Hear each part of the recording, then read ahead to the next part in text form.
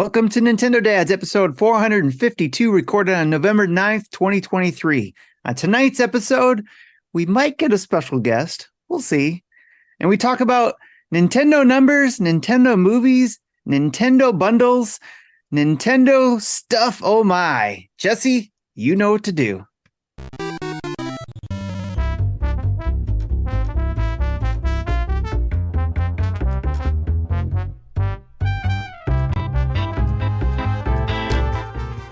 What's up, everybody? You're listening to Nintendo Dads, and welcome to that uncomfortable time of the year here in the South where the temperature can't decide if it's summer, spring, fall, or winter.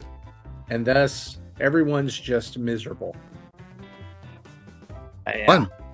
Yes. Yeah, it's fun. Especially when the sun is just beating down on you, and then when you go to roll down the windows, it's you wake up in the morning, and the heat's on. And then by 9 or 10 o'clock in the morning, you turn the air on. And then at night, you turn the heat on. Yeah, it sucks. But we're currently here in Tennessee, what we refer to, we're in what we refer to as false fall. And false fall is right before third summer. Must be nice. We have 12 seasons here, but you know what?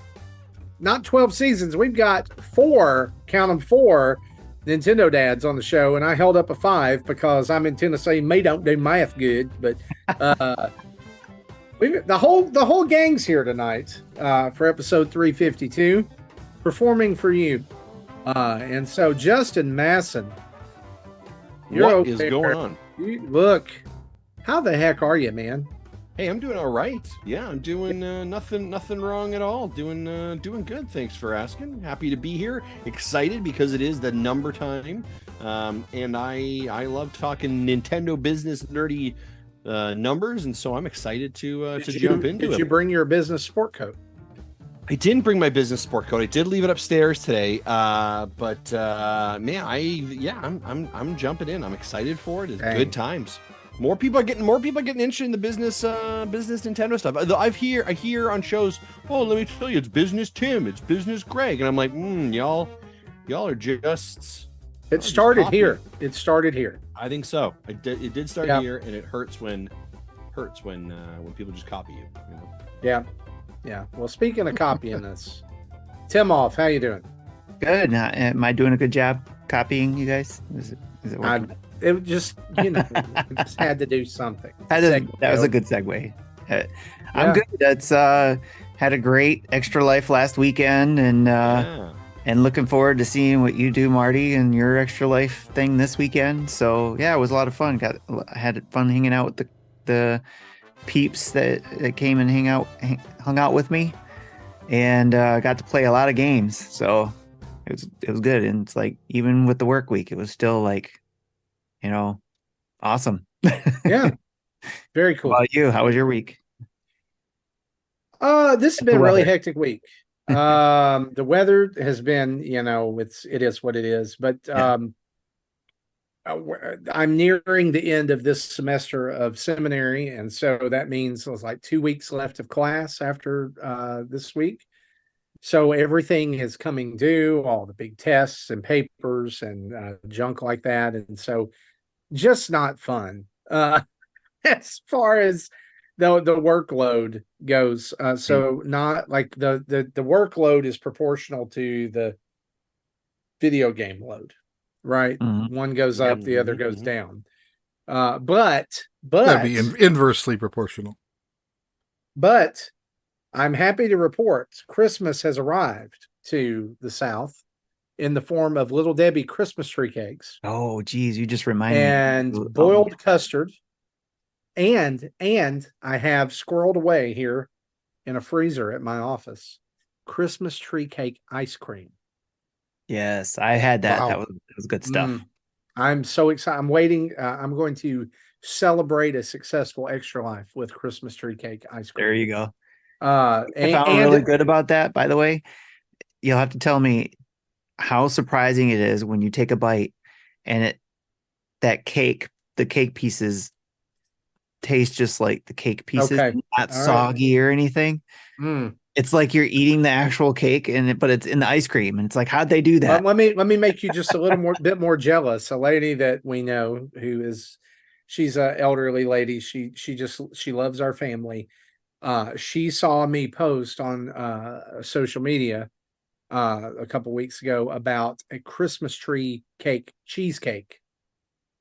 And last night she came and brought me a styrofoam container and she said, "Here's that cheesecake that you posted about." Oh my gosh. I hope it's good. I have not gotten to eat a piece of it yet. So oh my gosh. I don't know. I will report on the cheesecake. Tim, if it's good, we're going to do the Nintendo Dad's 10-year anniversary in your neighborhood and see if we can get her. I could probably get her to make us a Nintendo Dad's like mushroom shaped cheesecake. I do have an important question for you. This is north-south logistics. Okay. All right. Up north, do they have the larger Christmas tree cakes? Because there's two sizes. I don't think I've ever seen more than one size. So there's the regular size that come 5 to a pack, and then there's a big pack that's double thickness, and the trees are double thick and wide, and we affectionately refer to them at our house as Big Deborahs. Okay. We'll have to find out. I have a box out in the garage right now. So, and I'm going to tell you, the best way to enjoy a Big Deborah is to throw those things in the freezer. Shut up, Justin. And freeze them. Yeah. Justin, I left it hanging there for you. We got to keep with that PG. Keep going. We'll wait for the Manscaped ad, right? Yeah, we'll wait for the Manscaped ad. Speaking of delicious pastries, Jesse Waldack, how are you, buddy? Pretty good. My wife was telling me this evening that she doesn't like the fact that when she starts work, the sun's already up. It's like around 7, and when she's off of work at a reasonable time, the sun has already set. Yeah. But you know what? To get this wonderful, dreary winter weather that we're enjoying, like the rain and the clouds and no sun that I love so much, I may secretly be a vampire. I don't know. The early darkness comes with it, so I just have to accept it. Yep. And I told her it's only going to get worse. We still have like 5 or 6 weeks before it turns around. The other night, I looked at my wife and I was like, "Is it like 12 o'clock at night?" And she's like, "No, Marty, it's 8:30." Yeah, isn't it the worst when you're like, "Man, it's got to be bedtime, right?" They're like, "No, it's 7," and you're like, "What? We've got 2 more hours of dealing with these children." Yep. Well, speaking of dealing with children, let's go ahead and dive into the news, shall we? Let's do it.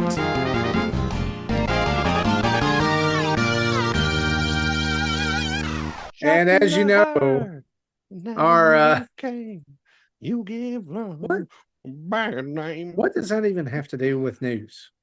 Not a damn thing. Well, that's the kind of show that we're gonna have today. Yep, I'm afraid of that. Our news each and every week is, of course, brought to us by you guys over at patreon.com/Nintendo Dads, where for as little as $1 a month, you get to join up with the most fantastic, special, sparkly, wonderful community on the internet, where you will be accepted and you will be wrapped up and enveloped in our community like a warm Deborah, like a Big Deborah. Oh, it's probably going to be the show title this week, isn't it? 100%. Anyway, Patreon.com. Start looking for some key art of Big Deborahs. Oh, don't search too much. Don't go too far down the Google rabbit hole. Patreon.com/Nintendo Dads. You can join up with us for $1, $5, $10, $30 a month. $30 becomes Patreon producers, gets to be on the show. $1 gets you in the door, $5 gets you the full sub slate of Discord channels, and $10 gets you pre and post show audio. And if you go over there, you can pay by the month or you can pay by the year. And if you pay by the year, you get a month free because Justin told us we had to. I'm kind like that. Just before we move on, I just see some people here over the chat. I see Chris Palmer and Fonz from Canada. Hey, boys, what's going on? Hey, keep your stick on the ice, you hosers. Hey, what's going on? I get a 2-4. Just speaking in our native tongue of Canadian there, boys. I understood maybe a quarter of that. Hey, and while we're at the top of the show here, right at news, Tim did a fantastic job last week with our Extra Life efforts, and so raised a ton of money, and we're proud of him. This Saturday from 6 a.m. to 6 p.m., whatever time, that's Central Time, and we're not going to say CDT or CST because nobody cares. We just say Central. It's now CMT. Yeah, well, whatever. I don't care. Central Mason Time. Yeah, there it is. I will stab you all of you. So 6 a.m. my time to 6 p.m. my time, I will be live streaming some video games as well as building Legos live on the air with some we're just going to call it Marty's Saturday chill out stream. All right, we're just going to play some games. We're going to hang out. My goal this year is to raise $1,000 for Le Bonheur Children's Hospital in Memphis. And as of right now, I am $223 of the way there. Would love to get some more in before we even start that morning. But you can head over to our website, nintendodads.org, and get linked up with our Extra Life campaign. You can see our entire team roster, and you can go and you can give that way. Or just go check me out on social media, on Facebook, on Instagram, on Twitter. I've posted about it several times there. Would love your support. Every little bit helps, and it pushes us toward our end goal. And would love to go over $1,000 if people want to do that. So yeah. And and just as a reference point, folks, I hit the wrong button here. Bear with me 1 second here. We did mention already Tim doing his stream this last weekend, and big thanks to Tim for doing that. Big thanks to everyone that came out and supported Tim, both financially, but also was in the chat, cheering him on, playing games. That kind of stuff that matters, right? That putting in that effort, even if you're not able to like donate, just being present and cheering on folks, kind of being supporters is absolutely amazing. So we're just so thankful for that. Most of the people were there for most of the same time I was doing it. So that was freaking awesome. Love it.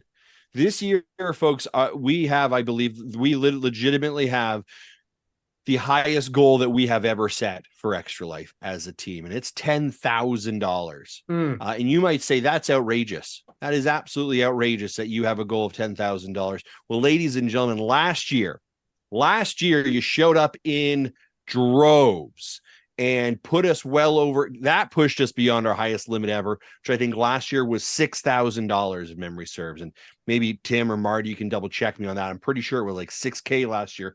Ladies and gentlemen, before Marty even picks up a controller tomorrow or for Saturday, starts getting ready for the Lego bricks, we are already at $5,673. You are helping us break our own record, helping support Children's Miracle Network hospitals across North America. So if you are able to dig, find some coins, dollar bills, whatever it is behind the seat cushions. Every penny, every dollar helps the Children's Miracle Network. And hey, you look at our roster, we got some people who are full. We got some people who smashed those goals. We got some people who haven't got anything yet. Man, I'd love for you to help them wherever you can. If you're able to do that, you're able to hear us, I would absolutely love that. So please head over. We're going to put the chat in, or the link in our chat if you want to go there now. Whatever you can do to help. And Tim, do we still have prizes we're giving away? Do we still have codes? Or did you give them all away? Marty will have 6 codes to give away during his time. So I gave away 6 and he's going to give away 6. Yeah. Awesome. Yeah. I'm going to have those. And I want to say too, shout out to Nintendo Dad's family of podcasts, members, Dads After Dark, for just smashing their $2,000 goal already and raising over $2,300 for Extra Life. They are in the lead right now for Team Nintendo Dads, followed by Nick Metzger, who has raised $1,100. And then Tim, you've raised $831.48. Wesley Hutter raised $790. Magic Pancakes $390. I'm at $223. Chris Logal at $25.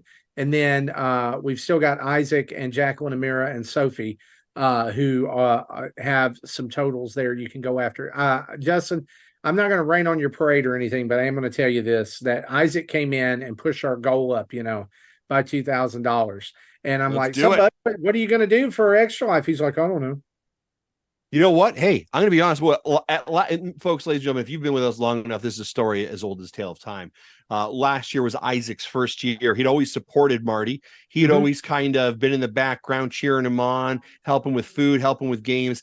Isaac last year raised his hand, right? And he said, hey, I can do this, Dad. And he goes out and he smashes his goal. Oh yeah, I think he's more than me. He surpassed me. The student has become the master. Isaac is going to be our team captain next year. He's going to anchor the ship. He is going to be. He's going to need what you want. That's what you need, right? Here's a guy like the Isaac problem. coming in and doing it. Here's the problem with Isaac is Isaac has a job now, and he doesn't know when he works. And so I'm like, hey, bud, when are you going to do this? And he's like, I don't know. I was like, what games are you going to play? When you want to talk about it? Nah. So that goal may be more like $8,000 is what I'm saying. But hey, you could give his part of the goal to me. And we'll go way over 1,000, right? Well, you just give me all four or 3,000. Give me all again. 3, thank you all for everyone's everybody who's donated. You guys are awesome, and please take a little part of your Saturday and tune in and hang out with me that day. Otherwise, it's going to be really lonely, and I would really just like to interact with people during that time. All right. Let's dive into the news, guys. Justin, you go ahead and put your bib on, get your utensils out, because you are about to eat, sir. Nintendo's latest numbers, by numbers we mean financial data, have been released this week. On the hardware side, Nintendo Switch has sold 2.93 million units between July 1st and September 30th. Which brings the worldwide total for Nintendo Switch sales up to 132.46 million units sold. As of right now, there are only 2 video game systems that have sold more than the Nintendo Switch in their lifetime. The Nintendo DS at 154.02 million, and the current reigning leader, the PlayStation 2, at 155 million. The sales forecast for the 2024 physical year is unchanged due to this, at 15 million units. Out of that 15 million units, 6.84 million have sold in quarter 1 and 2, which is so far an increase over the same previous quarters from the past year. Yeah, who would have thought at year 7 Switch sales is increasing year over year? That's because they made good games. And they made Zelda. However, we have seen the lowest selling hardware numbers in 4 years, but the highest number of users, up to 114 million from 103 million last year. Software, no surprise here. Mario Kart 8 Deluxe still at the top of the list at 57 million. Or just a little over. New number 2, or was this number 2 previously? It's been number 2 previously. The list has not changed. The entire top 10 has not changed. Well, top 10's not changed. So let's just run over these real quick. Animal Crossing at 43.38 million. Super Smash Brothers at 32.4 million. The Legend of Zelda Breath of the Wild at 31.15 million. Super Mario Odyssey at 26.95 million. Pokemon Sword and Shield 26.02 million. Pokemon Scarlet and Violet, very close at 23.23 million. Super Mario Party, still hanging on, 19.66 million. The Legend of Zelda Tears of the Kingdom at 19.50 million. And New Super Mario Bros. U Deluxe at 16.70 million. Right now, we are charting 48 first-party games that are million sellers. And we could go down this list, but we're not going to, but a couple of notable ones in at 25 already. Super Mario Brothers Wonder at 4.3 million, making it the fastest selling Super Mario title in history at 2 weeks on the market. Pikmin 4 coming in at 33, just under Metroid Dread at 32 at 2.61 million. This is the best-selling Pikmin game to date. And so, Justin, I'm going to throw this over to you before we talk about upcoming games, since that's kind of wrapped up in here as what to tell us what like from this. Okay, let me set the table for you. Okay, absolutely ridiculous numbers. A lot to celebrate here for Nintendo, but in the shadow of these great numbers are two statements that Nintendo made also when revealing these financials. Number one, that they will continue to support the Switch. And the quote that they had was outside the definition of a typical console's life cycle. And number two, the president of Nintendo absolutely demolishing rumors of a Switch 2 and a dual screen portable patent, even though Activision Blizzard's CEO has confirmed that things were shown in unsealed documents that came out of those court proceedings. Make sense of this for us. Yeah, I mean, I think a couple of things. The president of Nintendo is doing exactly what a president of Nintendo has to do, which is provide confidence to stakeholders, and to continue the momentum that they have within any type of product that they have. And so as we are creeping weeks away from the holiday season, what you want to do, you do not want your consumers, your family shoppers, mom and dad, beginning to hear buzzing words that there may be a new Nintendo Switch and choosing not to spend those dollars that they would potentially in the holiday season and waiting until something that may or may not come to fruition. So his statement of like, there is no Switch, we have nothing to report on, nothing to talk about. If there is any time in the year that they are going to scream that from the top of a mountain, this, ladies and gentlemen, is the time. I will reassure you, he had talking points ready from his PR firm or the PR folks who said, this is what you are going to say because this question is going to come up. This is why he says this thing. Has to. He is doing the business. He's doing the business dance of saying nothing, but saying, saying nothing, but providing confidence, which he needs to from a stakeholder's perspective, or stock perspective. So there's no doubt there. In regards to the, hey, but there were sealed documents. Of course, people have seen the Switch too. It's like, yes, it's in existence. We know it is, but he's not going to talk about it. So, like, that's not shocking. I think the beyond traditional support cycle, I think, is very interesting. I think that to me screams the importance of safely and effectively transitioning over user bases. So this is not a when the Switch 2 comes, it is a hard cut over to the Switch 2 or whatever it's going to be. And I think this is really helping to show and understand value. And I think really, even when you talk about how much Nintendo's talked about their Nintendo Online system and the My Nintendo account and how that is going to go forward with you. And I think recently they also talked about like, hey, your purchases are going to come across with you. It is really selling people the understanding that, we have an infrastructure that allows you to do this.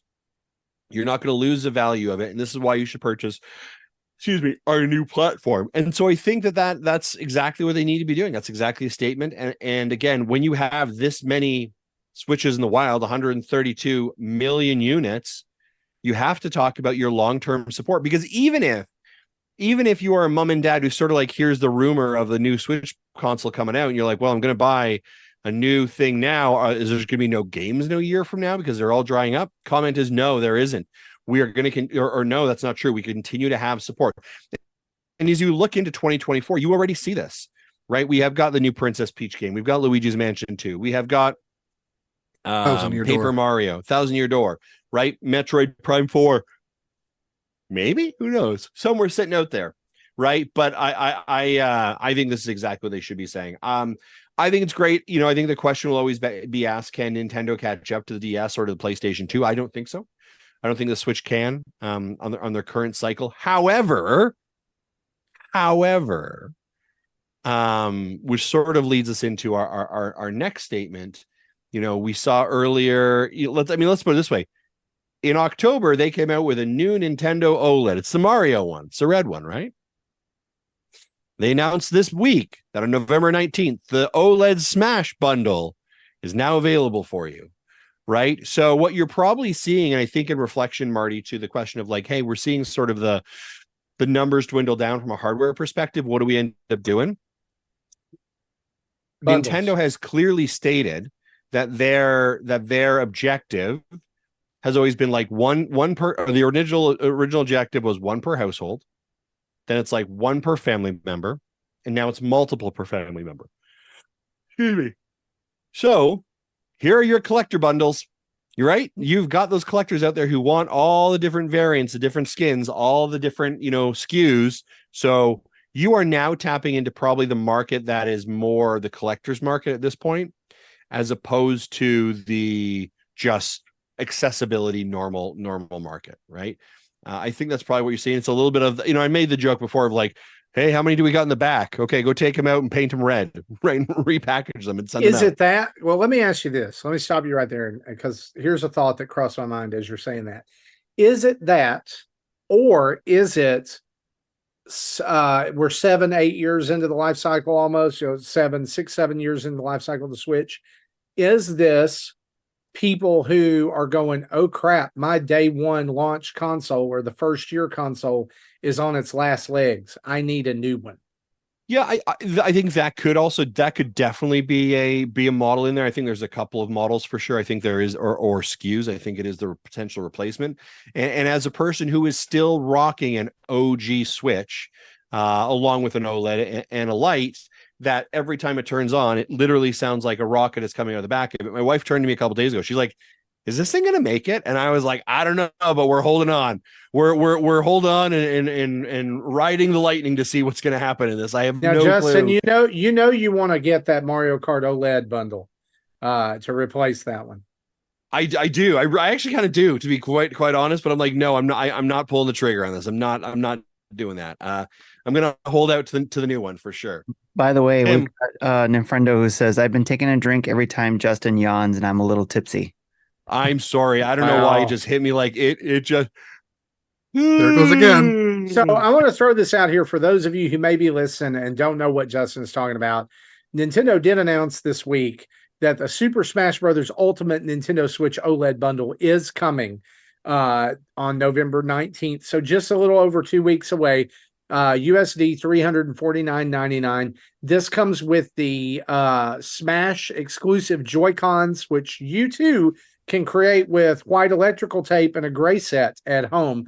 It does not, interestingly enough, does not come with the original dock or any kind of print on the dock whatsoever, as in the first version of this. However, it does come with a free, like, let's say it in quotes, free copy of Smash Brothers Ultimate, as well as 3 months of Nintendo Switch Online. So I think this is a smart bundle for them, because Mario Kart's been offered for so long. Now we're capturing a different type of market there. My Nintendo Switch case at my local Walmart is absolutely loaded with Nintendo Switches right now. It's got the Animal Crossing Lite that's exclusive to Walmart, the Mario Red, the Zelda is still there, the regular OLED, both versions of that. Not seeing very many OG Switches like the Mark II anymore. It's pretty much all OLEDs. I would have loved to see a. Oh my gosh! I would have loved. Right there you go. I would have loved to see a Mario Kart 8 OLED special edition to celebrate with all the DLC included. All the DLC, the course pass. Right, some Joy-Cons or something, like they did all those. One thing I was noticing today, I played through the final course pack earlier for the first time, and when you play through it, you get an ending that basically sums up, like it's like all the people who worked on the DLC, and then it ends on this really charming screen that says thank you. It has like a shot of all the cast and everything, but as it's scrolling through there's all these icons and logos that they developed for Mario Kart 8, like Bowser Oil, Mario tires, stuff that is like a gimme for a Nintendo special edition, right? Like plastic stickers all over it. It was interesting because recently, like on the Nintendo store, they put out like I think a jacket or a hoodie or something that had all of that deckling on it as well. You look at the sales numbers, right? I mean, it is just shy of 60 million units, right? The proportion Can I of say this something game, about that real quick? That if you notice that number one, just in this report, they still sold 1.55 million. yeah. Let's put this in context, folks, just as a reference point. Oh my gosh. Just as a reference point, in the capture period, and so this would have been the end of June to the end of September, Mario Kart 8 sold 1.5 million. Yeah, and the only game to sell more than 1 million. Yeah, and Tears of the Kingdom sold 990,000. That's a lot of software. But guys, software sales are down, and that still happened. Yeah. That's crazy to me. I did want to throw this in there too, since we were talking about a bundle. There is an exclusive Joy-Con bundle that's coming out as well, November 10th. So tomorrow or today, if you're listening to this audio, it includes Super Mario Party and the red and blue Joy-Con. It's Mario colored Joy-Cons. This is the first time that the blue Joy-Con right Joy-Con has been available in America. This is not the neon blue. This is the dark blue Joy-Con that came with the yellow Joy-Con at one time. They had that bundle, the left blue and the right neon yellow. So if you got that one and you've been holding out for the blue right one, here it is. And it's Nintendo's holiday. Yeah, as well as the Mario Kart 8 bundle already announced.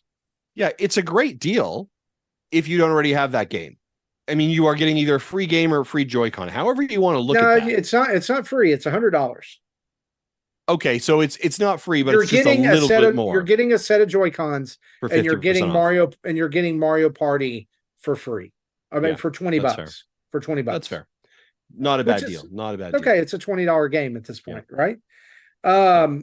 One of the other things, I wanted to highlight from the stats here, or the sales numbers. Really interestingly enough, Nintendo really only shares out and reports out on their games that have sold over 1 million. What we see on this is Advanced Wars did not make the list. Yep. And so that can be very arduous potentially for that franchise y'all need to get out there and buy Advance Wars for Christmas. Come on, guys. Trying to like revitalize. Those of you who like Fire Emblem, this is just Fire Emblem without all that anime relationship crap. So there you go. No, the other kind of cannot make a tank your waifu in this game. So that's why I didn't say it. The other sort of contradiction or conflict, I shouldn't say conflict, but Pikmin 1 and 2 sales numbers did not reach over 1 million. Now Pikmin 3 is over 1 million. It's at 2 million. Where's Pikmin 4? Number 33, 2.61. Number 33. Oh yeah, sorry, way in highlight. I appreciate that. Yeah, best-selling game. The best-selling Pikmin game. Yeah, best-selling game ever. So really good sales there. So I think like the Pikmin franchise definitely had a nice little shot in the arm. So that'll be really great. But I do think like Advanced Wars did not do nearly as well as I think they were hoping for sure. Yeah. Well, if you're comparing the Advanced Wars to the Fire Emblem Engage only sold 1.6. Yeah. So it kind of barely made it itself. Yeah. And I do want to go back to that statement you said earlier, Marty, that like Mario Wonder sold 4.3 million units in just 2 weeks on the market, making it the fastest selling Super Mario title ever. It will be very interesting to see, when we have our results here, should be early February, I think, Jesse. Yeah. Right, our next set. Where Super Mario Wonder shakes out after the holiday season. Do we see it kind of crack over into the into the top 10? It's a very well possible, with more sales and of course at the Christmas season. So let me ask you this, Justin. If 6.84 million has already been sold in quarter 1 and 2 of that 15 million fiscal year forecast. Yep. Do you think Nintendo can push through that other 8.2 million? To hit that. I guess what I'm saying, do you see that happening at this stage in the Switch's life cycle? Well, I think when you're coming into the Christmas season, I think 100%. Now, again, we have to remember these numbers that they are selling us right now here, Mario, they're reporting on, were as of the end of September. So at that point, we have not had the new console hit the market, or not the Mario Wonder Red console hit the market. We hadn't had the Animal Crossing bundles for the Switch Lights hit the market, and we didn't have Super Smash Brothers that was just announced this week bundle hit the market. So I think there's just a lot of options out there and a lot of collectors options. Are they going to hit 15? That's pretty tough. I think if you're not making it within the holiday season, right, in the next couple months, October, November, and December, I think January, February, March is going to be more challenging to do that. Typically, that's when spending is lower, right, as we come in the new year and paying off holiday bills. So I think if you don't make it in the first 3, and so I think in 3 months from now when we have this conversation, I think we'll have a pretty good insight of whether they're going to really be able to make that number that they had originally forecasted. Okay, good stuff. Well, as we wrap up our talk about the numbers, we wanted to remind you about some upcoming games, first party stuff that you need to be aware of. Mario RPG is out on November 17th, so just about a week away. As a reminder to that, folks, we do have our first look, our sneak peek, I guess I would say, when we got to hang out with the fine folks in Nintendo, and they gave us a look-see behind the curtains at Mario RPG. So check that out. There's some good footage in there straight from the game. You need to go check out. Past that, another Code Recollection is out January 19th. Mario versus Donkey Kong, February 16th. Princess Peach Showtime, March 22nd. And then rounding out the releases we know of in 2024, Luigi's Mansion 2 HD and Paper Mario The Thousand Year Door and Metroid Prime 4 Never. Third-party games not listed, or third-party games that we know of that are coming out between now and then. Persona 5 Tactica is out November 17th. Why they put that up against Super Mario RPG anyway. Dragon Quest Monsters, The Dark Prince out December 1st. Batman Arkham Trilogy out December 1st. Prince of Persia, The Lost Crown on January 18th. So Tomb Raider 1 through 3 remastered February 14th. And Unicorn Overlord on March 8th. Which is what we actually just call Marty in the office. Unicorn Overlord. It's just a game about my life. So those are some games rounding out the Switch release. And there'll be all kinds of stuff in the cracks. That doesn't get this kind of publicized release dates. Yep. Other big news this week, Nintendo announced via a tweet, which, God, guys, come on, that a live action Legend of Zelda movie is in development.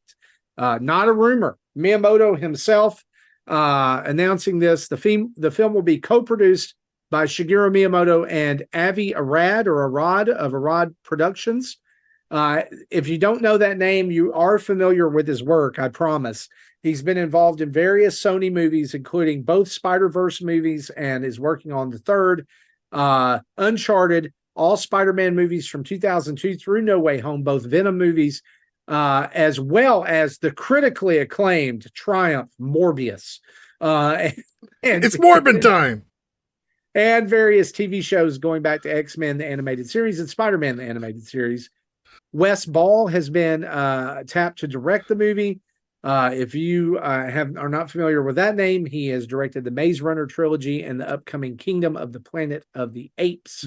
I've never heard of Maze Runner, but I heard they're a thing. There's some people who like it. Outlets are reporting that Derek Connolly is writing the movie. His writing credits include Jurassic World trilogy, Pokemon Detective Pikachu, and Star Wars Episode 9, The Rise of Skywalker. I hope it's more Jurassic World and less Episode 9. Reports say that financing will come from Nintendo, more than 50%, and Sony Pictures Entertainment, with Sony Pictures having the theatrical distribution rights worldwide. We got a couple of questions on this, and we'll throw to those first before our commentary. Listener Beer Cerveza says, excited that the live-action Zelda movie is in the works, but that has me thinking, is Link finally going to have a voice? I can't imagine him not speaking in the movie. What are your thoughts? Also, what storyline do you want to see in the movie? Yes, he's going to talk. Oh, of course. So I was talking about this with my son, and we both kind of had the same idea at the same time. So, of course, the first thing people think of when they say Link has a voice is, well, excuse me, princess. What I'm hoping, they don't do that, but they at least reference it a little. Just like imagine a scene, Link and Zelda are approaching each other in a narrow hallway, and he just kind of goes, "Oh, excuse me," just short, done. Don't make a big deal out of it, but just do the quick joke and leave. People will either get it or they won't, and that's fine. That's what that. Yeah. What do you think? What storyline do you guys want to see? I was thinking that also going back to the will we get a voice out of him? We had the movie WALL-E where WALL-E didn't really speak except for maybe a couple little terms, his own name. Obviously, we won't hear Link saying Link, but maybe we'll just his only voice will be his traditional yeah yeah. Exactly. So there is a possibility that we may not get a voice, but we'll see. It'll be fun to see. And the storyline, I think, would be fun to see an origin story, I guess, if you will. Yeah, I kind of want it to be something that wasn't done in a game. Because, most games are at least 30 hours. And if you want to try to condense that to 2, good luck. Yeah, I was kind of thinking that it would be nice to see a non-game storyline of some kind. Maybe the origin of the Kingdom of Hyrule. If they wanted to do that. I mean, there's going to have to be maybe a little bit of that to kind of scene set or world build. I'll just be honest with you guys. I'm really nervous about this. Like it's I would not be nervous about it if it were animated. I'll be honest, like this is just my honest thoughts. I think that video game transfers to like I've seen Uncharted. It was not great. It was okay, but it wasn't great. And so I was kind of hoping we would go more the Castlevania animated series route than the, or even, I mean, the guy's done the Spider-Verse movies. I would be okay with that. I would be okay with it being like CGI animated. But when there's limitations that come along with live action and the Zelda universe it's so fantastical, right? As you're saying that, Marty, I almost sort of love this idea of like if it was an animated film and using that idea of like into the Spider-Verse, and it's just Link skipping through the timelines into different places, different times. So you literally could be okay, well, here we are as, Wind Waker. No, here we are as, and each one could have a separate art. And each one could have a separate art direction. Yeah, yep. Like just zipping in those different ways. I am very like I don't want him to have a voice. I think if he has a voice that impacts doesn't impact the games, but I think it changes how we look at it, right? And so him not speaking, I think, is actually sort of critical. I'm leery. I sort of agree with you, Marty. I am leery on this one, right? But we said Mario movie, Illumination Studios, the folks that did Minions and Despicable Me, we're like, yeah, totally. I see it. I understand it. I know what we're going through for. I know the cadence. When you're throwing to a live action, it just is not. I don't know. I'm nervous about it for sure. I think that I understand now why, like how some people were nervous about the Mario movie. And I'm not even that like if I was ranking how I felt about Nintendo IP, Mario is always going to be my number one. And now Zelda is number 2. It's close behind there, but it's never going to have that same pull that Mario does for me. However, I'm more nervous about this than I was about the Mario movie. And I think it's the live action. I think that there's so much that's harder to get right in live action than there is in animation, right? Because not only do you have to get actors that look the part, they have to sound the part too. And I'm even thinking, like, who do you get to play Ganondorf? Jack Black. Oh, sure. So they actually Dwayne The Rock Johnson. Friendo has Jack Black as Link. Oh, I would love that if it was a parody movie. It would be. And then Miz said Chris Pratt as Link. Yeah, I had said that already. I said in my first tweet too. I was like, guess what, folks? If you guys were upset now, guess what? You know what I really hate about this is somebody one of my friends asked a question about another situation. It was about a thing going on in AEW, and it was like, no matter how this ends, is there a way for it to not end negatively? And I agree. Like for this situation, like this is going to be one of the most nitpicked films in history. The casting, the costumes, the sound, the visuals, it's all going to be just go ahead and get ready. Everything's going to suck and nothing's going to be right. Yeah, and I appreciate Mikey Dreamer here. And Mikey, thank you for keeping us honest, because I think we were spiraling here. Mikey says, hey, don't forget that Miyamoto will be actively involved in the production. Sure. Right? And I get you that. Know what? That's a great point. Yeah, and that was one of the points I wanted to make. I thought we were going to circle back later on. But I'm not fully versed in the movie making business, but my understanding is the producer is basically the company's representative that is funding the movie. So Miyamoto on Nintendo side and Arad on the Sony side. And Arad apparently is the guy who wanted to shoehorn Venom into Spider-Man 3, and that's so, yeah, his movies is kind of a coin flip whether it's good or bad. But since Nintendo has the majority stake, if there's a war of ideas between the two, Miyamoto's going to win because that's what the money is. Yep. Yeah. So that makes me feel a little better. Yeah, and I guess that's a great point. Is like have we are not saying it's doomed. And hear us as we are cautious. I love the fact that we're getting more Nintendo content. I love the fact that we've all said we want Legend of Zelda. We've all talked about it. And after what they have done with the Mario movie, which we were all apprehensive about, we all loved it. It sold well.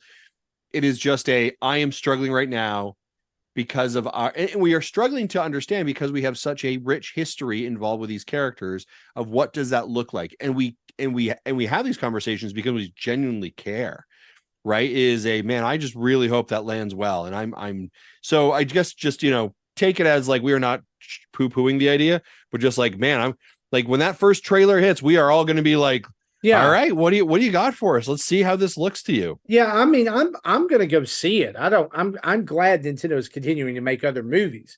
But the idea is that my nerves come from I want it to do well, right? Like I want them to continue to do. Let's talk about I still think Zelda would be better with a more episodic TV show format. But yeah, I'll take the movie if that's what they're giving us, and I'll definitely will see it. Yeah. Yeah. I'll agree with that. Let's talk a couple more of these other questions. Koopa Kid 80 says, now that a new live action Zelda was announced, if Nintendo were to make a weekly cartoon, what franchise would be the best fit? Star Fox. Powered by the puppets. That would be amazing. I'm going to steal somebody's idea. I saw somebody mock up what do you call those, like splash screen or whatever title card for Splatoon on Nickelodeon. Yeah. Yes. Yeah, that would be pretty good. Yeah. I think Splatoon, I think Star Fox, those would be like Saturday morning cartoon kind of vibes. There's a ton of stuff you could mine in the Splatoon universe.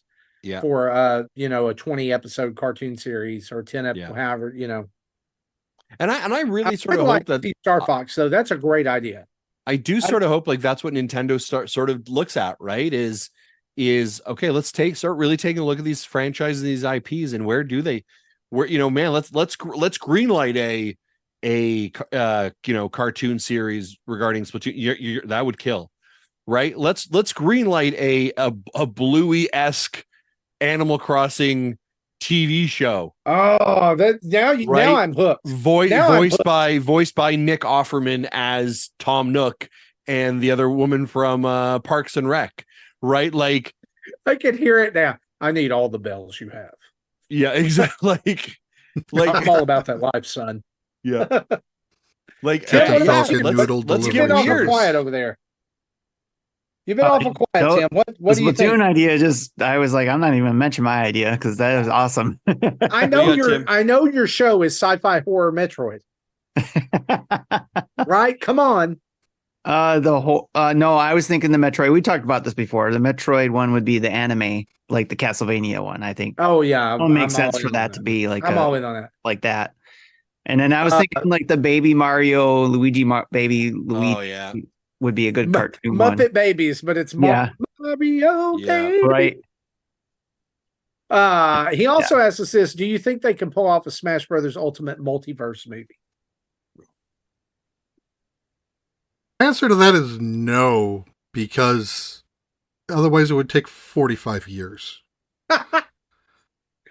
Character reveals for the first 60 years with intercrossing movies every year after that. G. Akers says, hey, dads, can't stick around, but wanted to say regarding the Zelda movie, I've heard people fan casting Link with actors in their 20s, but Link in the games is usually either 10 or 17 years old. Yeah, I'm kind of normal. Yeah, I'm going to suspect they're going to like it is going to be a unknown actor. It is going to be an unknown actor. That's what I'm hoping for too. It's going to be like Daniel Radcliffe when they brought him on for Harry Potter. Nobody knew who he was, right? He didn't have any other context or connotations in regards to the characters he played. So I know everyone's like, oh great, Link's going to be Tom Holland, right? Like that's probably not going to happen, right? I suspect it's going to be an uncasted, unknown young actor to play. Tom Holland's going to play all the parts, right? Yeah, including Zelda. Yeah. Yep, and Tingle. Well, guys, Jack Black's Epona. Yep. Nice. Let's move on. That's what they said in the chat. That one to death, pretty much. Speaking of movies, the Super Mario Brothers movie will be available to stream on Netflix starting next month, December 3rd. So the Peacock exclusivity is ending, and this will be available for everyone via Netflix on the 3rd of December. So if you're one of the 5 people who still haven't seen this movie yet, there it is. It'll be there for you to stream. Rounding out our news today, a couple of game release updates that we want to let you know about. Out now, Berzerk Recharged and Flooded.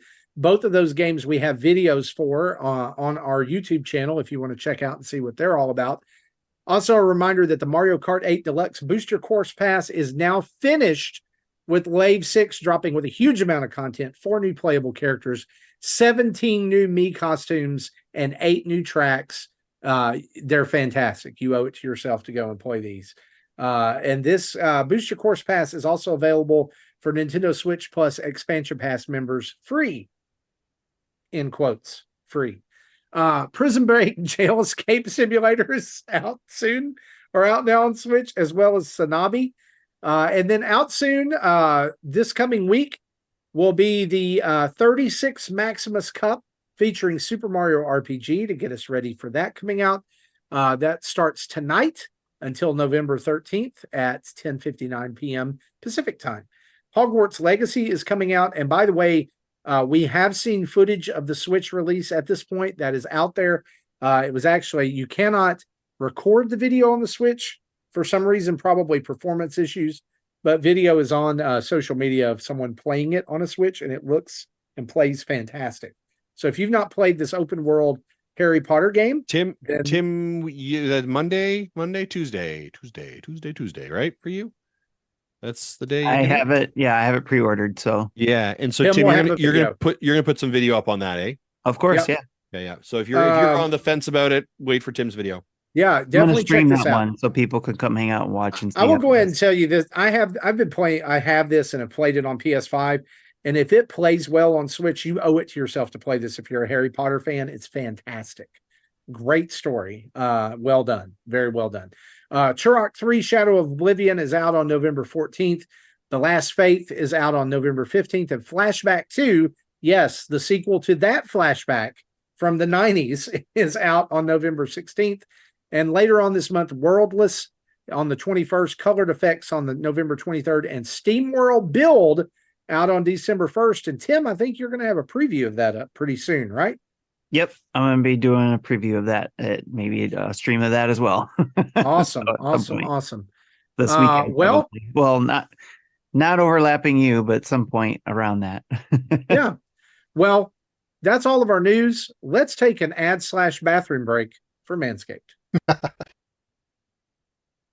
Hey folks, Support NintendoDads is brought to you by Manscaped. Grab the oven mitts because this news is too hot to handle. As we feast our way through mountains of mashed potatoes and cranberry sauce in the coming weeks, let's really chat about the unsung hero of the holiday season. The Manscaped Lawnmower 5.0 Ultra. 5.0 Ultra, that is right. It's time to say goodbye to the old razor and make sure that your man, us, have a smooth performance for the pumpkins at the doorstep. So hop over to manscaped.com, and when you use the code NINDADS, NINDADS, for 20% off and free shipping, get ready to gobble, wobble, and glide your way through a happy festive holiday season with the Lawnmower 5.0 Ultra. Again, over at manscaped.com. Again, we have been using Manscaped products for years now. We absolutely love them. You got the holidays coming up. Use that code. Go get, whether it's like getting your friend, some Manscaped products, or maybe if you're listening, getting your partner some Manscaped products, or hey, treat yourself. You know what I'm saying? Treat yourself to some nice Manscaped products. All right. So you feel good. They've got fantastic razors, lotions, shampoos and conditioners, deodorants, ball deodorants. They got a lot of nice products. They got beard trimmers. Listen, just shy of having toothpaste and hair gel, Manscaped has got you covered all the way through your daily routine of lotions and products. You don't need anything else. Legitimately, the only two things I don't use are toothpaste and hair product. All right. And if Manscaped had them, we're all in. Tim, what do you got? You're a guy who loves his Manscaped. I have a subscription using our NINDADS code, so to get their soaps on a regular basis. I don't have to go to the store and buy soaps anymore because I get it shipped to my house using our code. Yep. And following that subscription plan that they have. So it's nice. Yeah, and here's the other great part. If you end up going over to manscaped.com and ordering that Lawnmower 5.0 Ultra bundle specifically, there are 2 free gifts in there. There is the Manscaped Boxers 2.0 Premium and the Shed 2.0 toiletry bag. I love my toiletry bags. As a matter of fact, I have like 2 or 3 of them. They are fantastic to use. They're discreet. They don't look weird. They are they look high quality. They're amazing. So folks, again, head over to manscaped.com, promo code NINDADS, NINDADS, for 20% off and free shipping. Big thanks to Manscaped for their continued support of Nintendo Dads. Marty, back to you.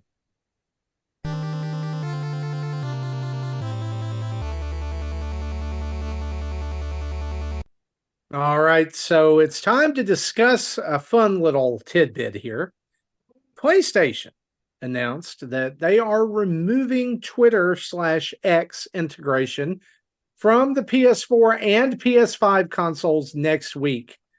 A lot of people have used this integration to share game clips and things, which you can still do this via the PS app by downloading it to your phone.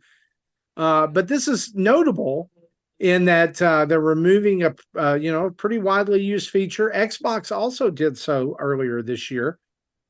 The question is, will Nintendo?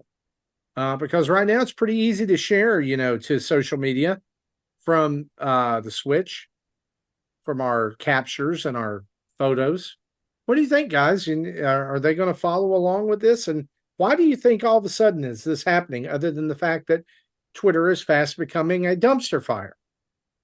Well, we were talking about this in our Discord, right, Jesse, where we were speculating that it was probably because they were using a what do you call it? A not direct API.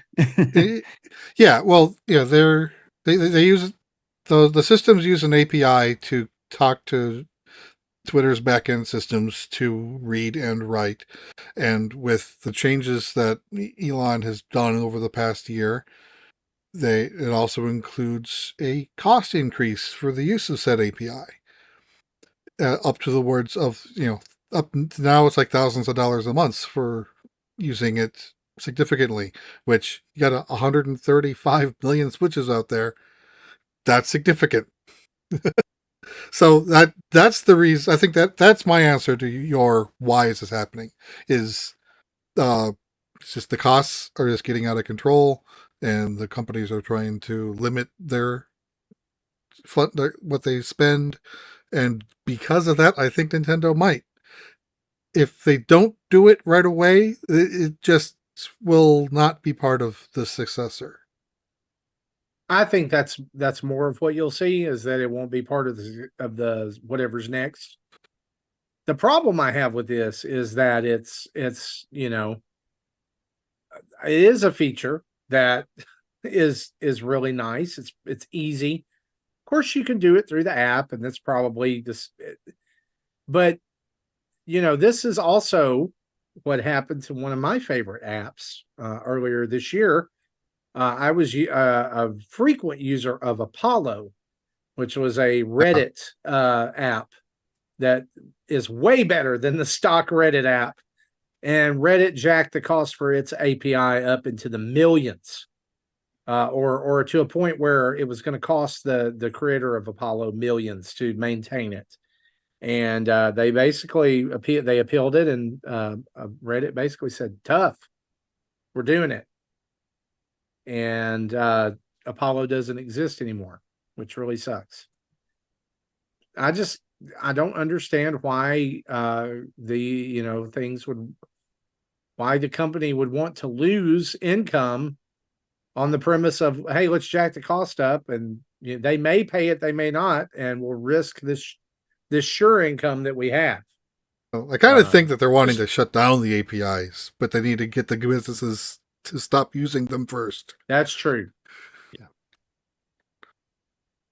I 100% agree with Jesse's commentary. Like that's probably exactly what it is. I also think Nintendo, again, we do have to get people off it. I think another part of it, we have to remember is Nintendo is a conservative company and Twitter is a dumpster fire. And so, right, I think that they are also cautious to play in that space. And so I do agree that we aren't going to see it removed from the Switch currently, but I think in the Switch New 2 variant or whatever, it will be removed. I suspect. Right. So I also, to be honest, like it's not a super easy system to be able to do. Right. Like it captures there and the photos there, but then to post, and then you've got to it's not difficult, but it's not easy. Yeah. I remember when I did the Zelda videos uploaded them as part of the monthly mayhem. I would use the albums app in the Switch to bring up the video, and then QR code my phone to it to pair it through Wi-Fi, then download the image to the Files app, and then I had to copy that into my Photos app, and then from there I could share it on the Twitter or Discord or wherever I wanted to. And that is a pain. That's like a 3 to 5 minute process. Yep. And where it used to be just do it 30 seconds with the old way. Yeah. This is just in part of my ongoing commentary of everything's painful and life sucks. Yep. Welcome to 2023. Back in my day. I think Nefrendo has a good point where they say X is going to give it to you for a price. Yeah. I like what he's saying. Exactly. Yeah. I like to play on words there too. Well, but the rumor is they want to start charging for just normal use. Yeah, which is they already are in New Zealand. They're charging $1 a year to sign up new creators. $1 a year. Where I think premium. And they say it'll take care of bots, but have you been using Twitter lately? It's just bots. Yeah. And if it's $1 a year, you're gonna you'll have people paying that easily to make a bot. Tim, what were you saying? I was just gonna say that right now it's free to use, but eventually maybe it'll be part of the service you pay for. Where if you're a subscriber to Nintendo or Xbox or PlayStation, then you can use Twitter. Yeah. Yeah, John was talking about it on his show, and he's hoping for Threads integration in the future. That would be great. And if they did that, then I would start using Threads. I haven't started using it yet, but that is an option. It's such a bigger conversation. It's challenging because, like, as a content creators over the last several years, for over to almost nearly 10 years, we have built a fairly nice, and we're moderate, right? We have like 4,000 followers, but Twitter is our primary place for where we have our discourse and our conversations, where we get the most engagement. And so for that to shut down and move to something different changes our modality of conversation. And it's unfortunate because, again, that's where we have a lot of it, and we try and keep our environment clean and safe and fun, but it may ultimately come to a place where we have to move to something else like Threads. And we do have a Threads account and Instagram account, all that, but just Twitter has kind of been where we've seen the most traction, right, and our most engagement. So that, and Facebook's been a lot of people still find us there. Yeah, just like I did. I found you guys on Facebook. So yep. Okay, well, let's move on to some events, shall we? Yeah.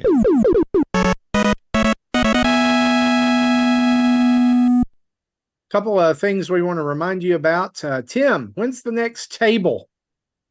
Every third Friday of the month, so that would be coming up pretty soon in a couple of weeks. I think the 17th is next week. Next week we got the third Friday. Right before we do that, actually, we do NSO as well, the Friday night NSO. We play around with a few of the NSO games that came out, if there's anything new, or just kind of goof around and do a little bit of background check or history about the game when we let somebody play it. So it's me, Chris, and Shannon who do that. And then right at 10 o'clock, we do the dinner table show, or the table. It's not necessarily a recorded show, but it's where everybody in the community gets together and chit chats and just has a good time talking about what's been going on in their lives, what games they've been playing, and kind of like it's an internal show of its own, I guess, if you will. And it's a good way for a lot of people who come on to vent as well. So, so it's very therapeutic. Yeah. So if you want to join, you basically subscribe to us via Patreon or Twitch in order to get into our Discord. And then you can come hang out and do that every third Friday at 10 p.m. Eastern. Yeah, good stuff. Also, this month from Dads After Dark, they're running the Super Mario Wonder Weekly Wiggler Race and KO Arena Challenge, and you can dive into that competition every week over at the Monthly Mayhem sub-channel on Discord. December, they'll be running the second annual Presents After Dark Secret Santa event, and then in January, the Chubbies bracket round 2. The Chubbies are back. In other words, who got fat over the holidays again? Sign up and blast some pounds and win some prizes. Also, don't forget the Seattle Aquarium is running the Animal Crossing New Horizons themed experience through December 31st. And so if you're in the area, go check that out. And also, if you leave a comment by the end of November, and Tim is right, is this for our show? Yes. If you leave a comment, where would they leave this comment? Leave a comment in the podcast of their choice, podcast feed of their choice, like Apple or so a review. A review, yes. So if you leave a review for us by the end of November, and it's a brand new review, you will get entered into a drawing for a $20 eShop card. $20. Definitely one of those times where Justin was running his mouth and said, "We're going to do something," and I caught Tim off guard, and he had to start typing and remembering stuff. Yeah, absolutely, because I didn't even know about it. So cool. Again. Awesome. I'm going to create a new Apple ID name and leave a comment, and you won't even know which one it is. So Say bye-bye to your $20. The American Dream Marty Estes is what it's going to be. I'm going to make me a new name, baby. Go over and get that $20 smackaroonies and on that Super Mario RPG with the hit them with the plunder at the time and get all the enemies hit all at the same time. Beat the game 5 seconds. Speaking of this, before we move on to our next statement, because I think, Marty, this is the first time that we've been back on the show together for a while. 4 weeks ago, you went to AEW event. I did. Brought your Nintendo Dad's poster. I made that poster. Nothing brought me more joy than I'm literally in a concert I'm attending, and I get this message. It comes up, and it is a clear as day photo of front row. There's the Nintendo Dad's logo on live third row live on television. To which somebody begins complaining. And it was that guy's probably real fun at parties. Oh, yeah. Did you see my tweet? I said I did. But how else would you know if AEW was good on the Nintendo Switch? Here's my review that you should watch. I loved it. We had a blast. to which he responded, I have an Xbox, to which I just didn't respond. Can I tell you this? You know how many people in that audience complained about that sign? Really? Literally no one. Nice. Awesome. We had the best time. We had so much fun. Did you have to explain the sign? No, because nobody asked. Okay. That's fair. No, I did say to the guy next to me, I was like, this is a podcast I'm on. You should check it out. The other side of the sign said Swag Wizard Money Gang, which is the name of my son's small group at church. And I was like, dude, you've got to hold this if you want to do it. And he's like, I'm not holding that sign. I was like, fine, I'll hold it up. And so that got on TV too. We had the best time. I would 150 billion% recommend doing that again. If you've gone here, Justin, so I'm going to say it. Then we're going to move on. If you've never been to a live in person wrestling event, you just do it. And it can even, like, if you can go to a place where you can yell at people as they beat the ever-living crap out of each other. Fun fact, by the way, in the very first match of the night, one of my favorite wrestlers, Bryan Danielson, broke his orbital bone in the middle of the match when he and his opponent's heads collided. So he has he's had surgery on this to repair his orbital bone. And the dude still wrestled, got thrown down on the mat and everything else. Can you imagine how bad that hurt? Like, imagine. I know, like, I can't, like, I sometimes, like, I wake up in the morning and I'm like, right? You know, and I'm like, I'm just lay here. That dude's like, no, please throw me face first down on the mat. It's for entertainment, you know. Fantastic stuff. By the way, do you know how many comments you got about that in various videos through our channel about, hey, I saw your sign out on AEW. That's why I did not. Yeah. That's awesome. I will take the one naysayer, because guess what, guys? There's always going to be somebody who doesn't like anything you do. Correct. Oh, well. So with that being said, it's time to take a timeout.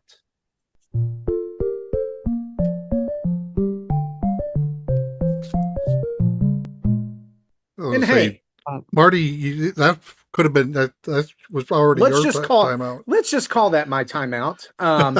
If you don't know what the timeout part of the show is, it's just time for us to talk about something that we like that's not Nintendo, right? And I don't know why it took us so long for us to put this segment in the show, but we'll thank Jesse for coming up with it, and then we stole his minute away from him. Yep. It's okay. Jesse, what's your timeout for this week? Well, like I said, I got the idea from NINDADS because they've done it for a while, and now even NVC's doing it. So, yeah. Somebody's listening. Right. Okay, so, yeah, my original, what I wanted to talk about, it has a slightly different ending, but I wanted to talk about the American Royal Poker Tournament. I'm sure I've talked about this before in past years because, in past years I've participated in it. I don't know what that is, but okay. But the American Royal is this annual barbecue tournament that you get hundreds of smokers come in, and they to get judged. But as part of the festivities Just is for a poker clarity here, tournament. folks, we're talking about smokers. We're talking about like smoking meat, not smokers who just come judge me. I'm a real good Already smoker. done. There we go. Right, Jesse? We are talking about like meat smokers, right? Yes. Okay, good. Anyway, so part of this was a poker. I used to help run the poker tournament, like I think probably like 2015 to 2019, and we would have like 15 to 20 tables of people playing. So it would take 6 or 7 hours before we finally got a winner. So I saw on Facebook this weekend, oh, they're running a poker tournament on Friday, so I'm going to register. It was like $100 buy-in, but I'm okay, it's for charity. Sure. So I signed up. Then I went out to play bar poker on Monday, kind of to get back in the habit of playing real cards, and I actually won first place on that Monday night. But Monday afternoon, I got an email saying that, due to lack of registered people, we're canceling. I'm like, okay, well, poo. It would have been tomorrow night if it was going to be run, but they kind of did a non-professional thing, an email like that to your registered and paying guests. All those emails should go into the BCC line. Don't share personal information to other people, but no, they put it in the normal 2 line. All 12 of us. So they didn't even have 2 tables worth of people. So I think part of the problem might have been their buy-in price might have been too high, or lack of marketing due to I only heard about it the week before the tournament. They saw Jesse was playing and decided not to participate anymore. That's what it was. Right, that's it. I just saw it on a random sponsored Facebook ad. I didn't hear about it through normal means, and so yeah, too bad. It would have been. I like charity poker tournaments. Bar poker is fun. Normally 3 or 4 tables, but if you can get 15 tables worth of people playing, that's that is fun. That's what I miss. And friendos, Jesse, email the 12 others and have your own table. Right. Anyway, so that's what I would have been doing tomorrow night if it didn't get canceled. That's a bummer. Nice. Yeah. Tim, what do you got? Well, I finally picked up a PlayStation Backbone controller. So I got me one of those because it was one of our community members mentioned that it was on sale at Target for $50 because they're normally $100.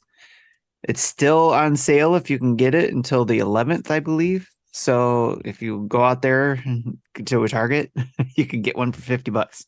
And it's the Android version. However, I've heard of people being able to get the iPhone version also because of Target not paying attention to what, the employees not understanding the difference between the two. So you may be able to go get one if you're an iPhone user. I didn't even realize that there were different models for the different phones. Yeah, because there's, the Android one probably works for, if I remember correctly, I saw a post saying that it works for that new iPhone since it uses USB-C port now. I didn't realize it plugged in. I thought it was just Bluetooth Connect.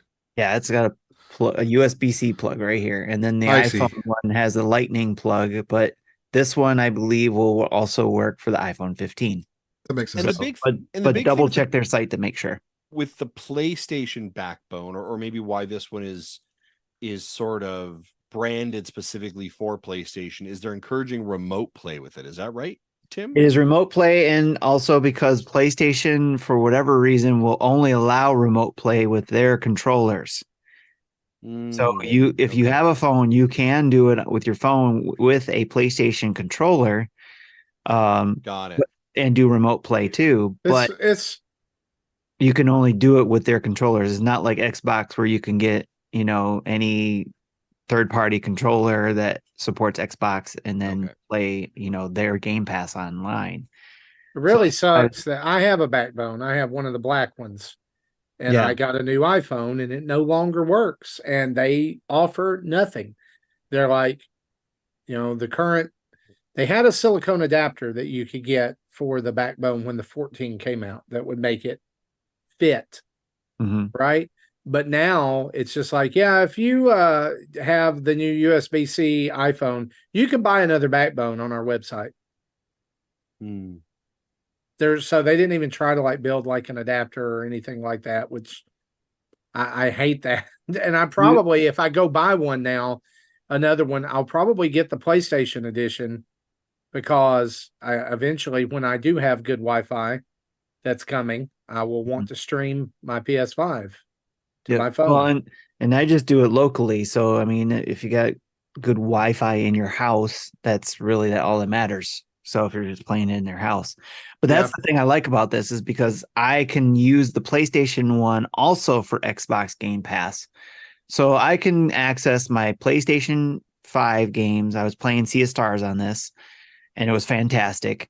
And then I can also play Game Pass on here, and then any other Android games that I have on there. So I don't need any other controller now for my phone. My question for you on this is follows. If someone has the ability to get this and hook it to their phone for PlayStation Remote Play, why would they ever need that portable thing that PlayStation is selling for $250? Right. Why not just save $150? Bigger screen? Yeah, it's a built-in screen. It's the I guess actual joystick, but also Sony has their proprietary link system that they use between the two systems, so that you don't potentially lose, any you don't have any latency or anything like that. But I was playing it in my house, and that's the only reason why I wanted it in the first place. That's why I was interested in the Portal in the first place, because I wanted to be able to play kind of like what I do with my Switch, around the house, sitting in my chair or sitting in bed. But this, for $50, especially on sale, I'm able to do exactly what I wanted to do and saved myself another $150. So that's fair. And I can use the Bluetooth headsets that are earbuds I already have for my phone, and play the game. And it's a fantastic system. The Backbone software that it comes with, where it curates all the games you already have and all the software you already have, and all I gotta do is hit that button, and it takes me right there. I just hit PlayStation Remote app, and I'm in playing Sea of Stars. Fantastic. It's my new favorite thing. I'm going to be selling off my other Xbox controllers and everything like that. So, and for playing Game Pass and everything. So it's great. I highly recommend it. And as much as I've been playing it, even if you can still only get it for $99, or even if you find it on sale, say Black Friday for $75, I highly recommend it if you have a PlayStation 5 or Xbox, getting one of those. So for the full price, I would have paid full price if I would have known how good this was. Yeah, I'll probably wait for Black Friday and see what happens. Yep. But like I said, the sale's still going on until 11/11. So a couple more days left on the sale. So where is that at? Target. Might be able to catch you another one for $50. Justin, what is your timeout? My timeout is this week. The Lego Piranha Plant came out, and I went and picked it up, and I spent about 90 minutes building a 540-piece Lego set, and I very much enjoyed my time with it. And that is all. And I would recommend it. It was a very nice, Does it sing and dance? It does not sing and dance. No, but there is you can drop some coins near the back of it, and then it shoots out there's a little trap door that comes out, and it sits back on my shelf behind me there beside my water bottle. And I like it. So again, we talked about this is a nice, affordable option. I think if you were maybe someone who's putting together your holiday list, it might be a good thing to put on your holiday list. I would highly recommend it. So yeah, that was It is on my holiday list. I think you will enjoy it. It's on mine too. Yep. It was a great set. I still have 2 Lego sets I bought and haven't built yet, so I don't want a backlog. Add another one. Go for it. Sure. I don't need a backlog of Lego. Getting inbox Lego sets. You're collecting inbox Lego sets. That's what you're right. Goes with the inbox Labo kit that I have. Yeah, there's one of those laying around my house too. Let's talk about what we've been playing, shall we? Do it.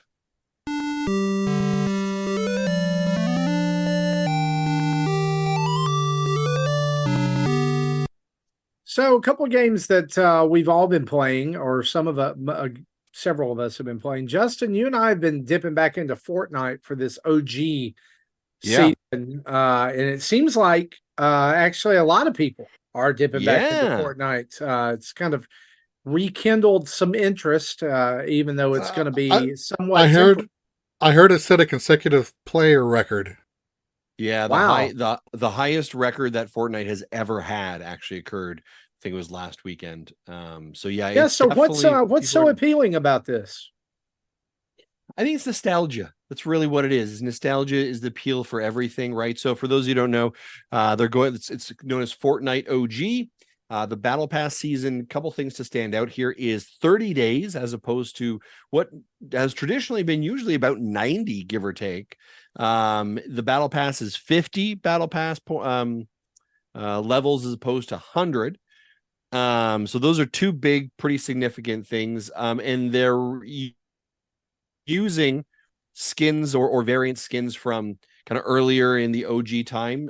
So you can go back and get those, but I think they're kind of changed and adjusted a little bit. Going back to some of your favorite places on the map, so Tilted Tower, Loot Lake, some real kind of sweaty places to jump into. And then what they've been doing is they've kind of been also like reintroducing weapons that have kind of been vaulted for quite a while, or even vehicles that have been vaulted and brought back out.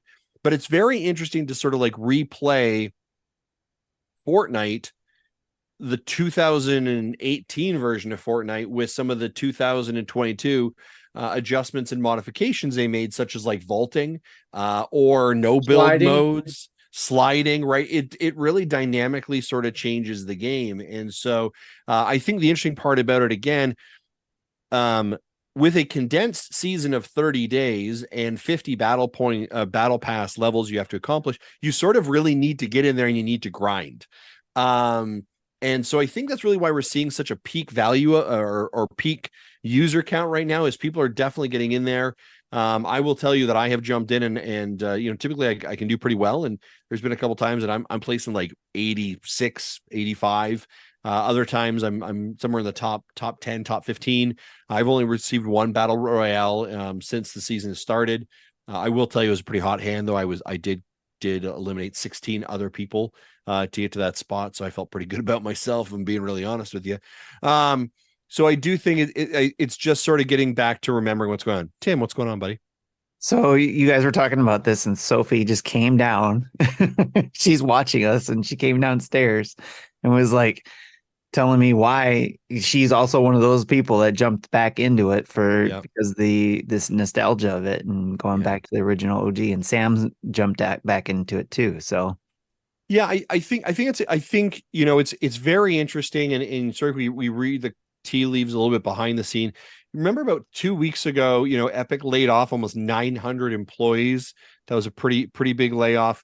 We're seeing, this is a year that has been very full of first party single player games, right? If I think of Tears of the Kingdom, Mario Wonder, let's look across the aisle to Spider-Man 2, Starfield. There has been a ton of huge Baldur's Gate, ton of huge hitting games. And so I think what we've seen a little bit of is drop off on games of services in some ways, because our calendars are so full. So Fortnite has sort of artificially constructed a very hot talking point, right? Which is, we're going to do 30 days OG map. We know people want the OG map. There's nostalgia for it. And we're forcing people to kind of like move off of those single player games and jump back into live service. And as we get into what I've been playing, spoiler alert, I've only been playing Fortnite OG. right? And up to now, I dropped pretty much off of Fortnite other than casual plays. I wasn't buying the battle pass. I was just kind of just casually jumping when my daughter wanted to jump in. But this is forced to like, yeah, I want to get in there. Literally, Jeff is messaging me on like a Saturday morning. He's like, we gaming today? Where are we going? Right. And so like we're back in it. And so it'll be very interesting to see what Epic and what Fortnite does after this 30-day battle pass. Also, a very interesting fact. And if you listen to the pre-show, you've heard me rant about this already. One of the things I very much enjoyed about Fortnite's traditional battle pass is if you bought it and you completed all 100 levels, you got enough V-Bucks to pay for your next season's battle pass, right? So you were fine. This battle pass actually only gains you, I think, 700 or 800 V-Bucks, and the cost for a battle pass up here in Canada, at least, is 950. So you're not getting enough to actually purchase to continue. You would have to purchase more V-Bucks, which, by the way, generates more money. I agree. And you could be right, but I'm honestly feeling like there's going to be a surprise at the end of those 30 days. And it's going to be like, whoop, hold up. We're blinking through time to go to because I was playing the other day and I was at, where's the place with the soccer field with the houses? Yeah. Pleasant Park. So Pleasant Park, I found a audio transmitter and, searched it, and it was like Sloan talking to Jones, if you're in Fortnite lore. And it was like, hey, we sent you back in time, but it looks like you're going to go forward through all these other times.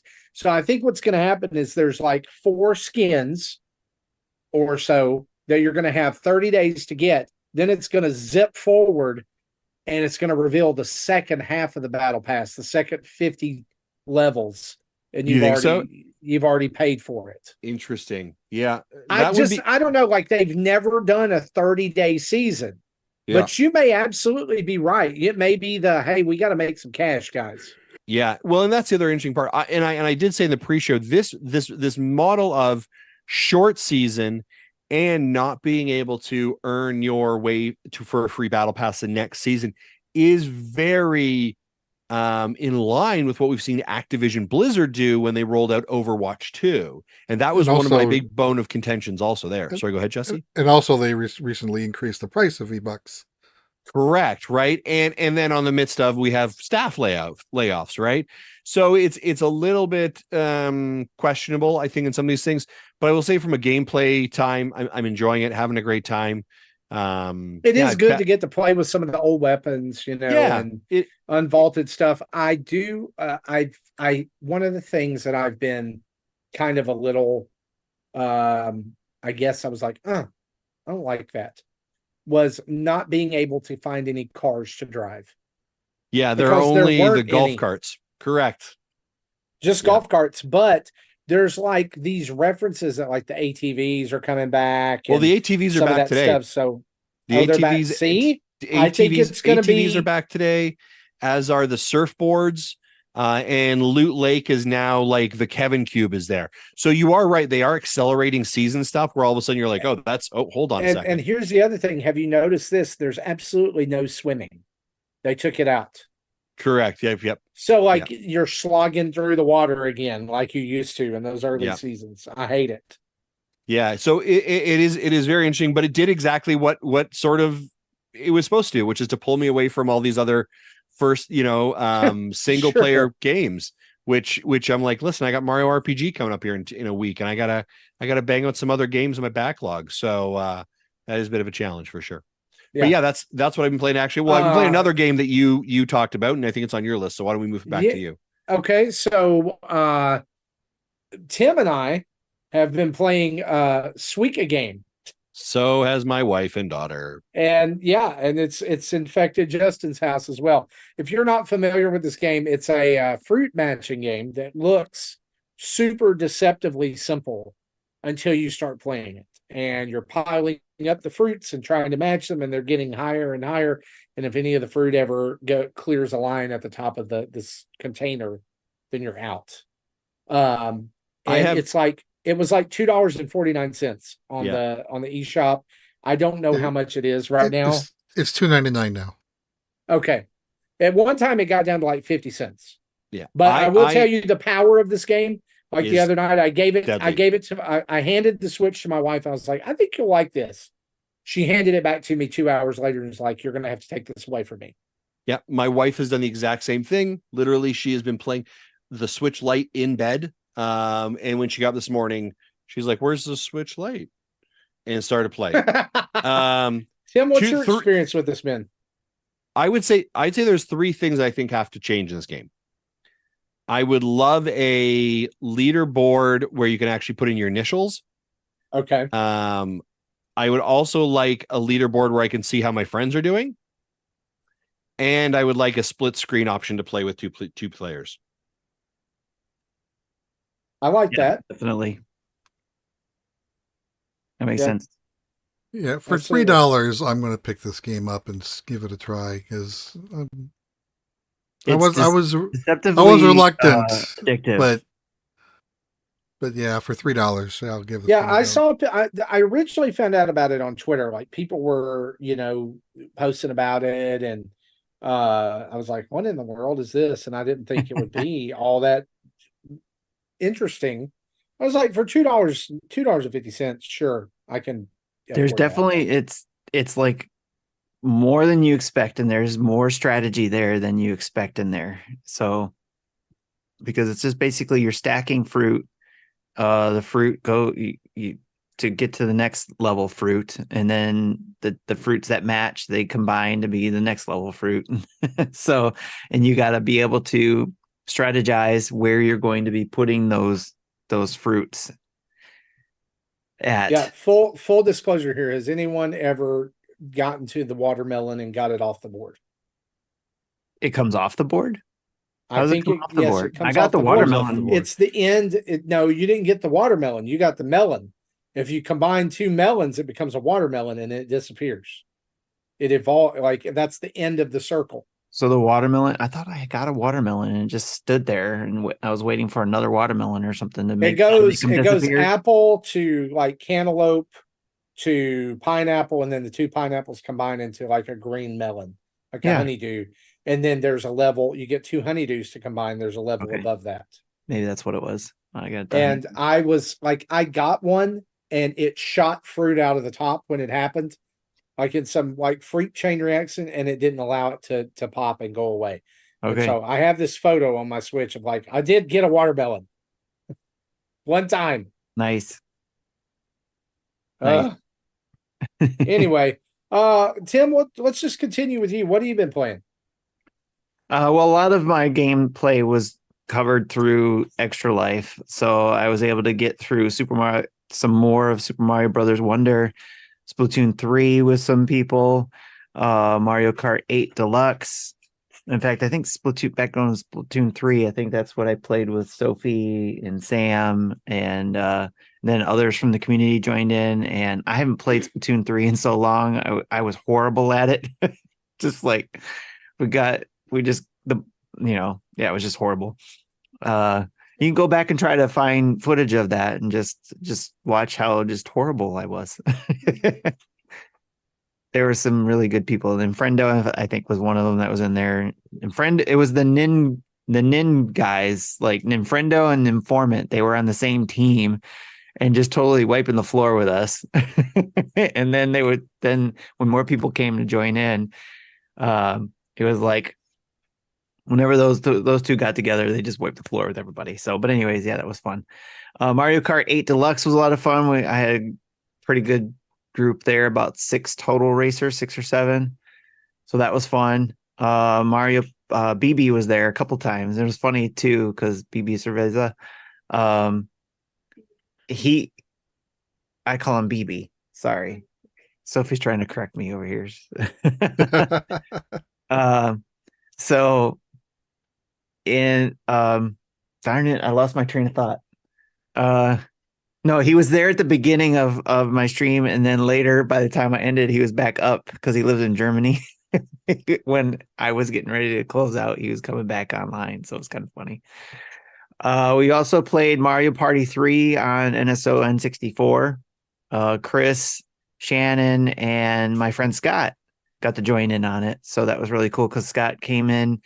he was sitting right here with me live, and he jumped in and played on it. In fact, if y'all remember, I think it was for when we were raising money for Nintendo Guru, one of the prizes we had was a Nintendo Switch.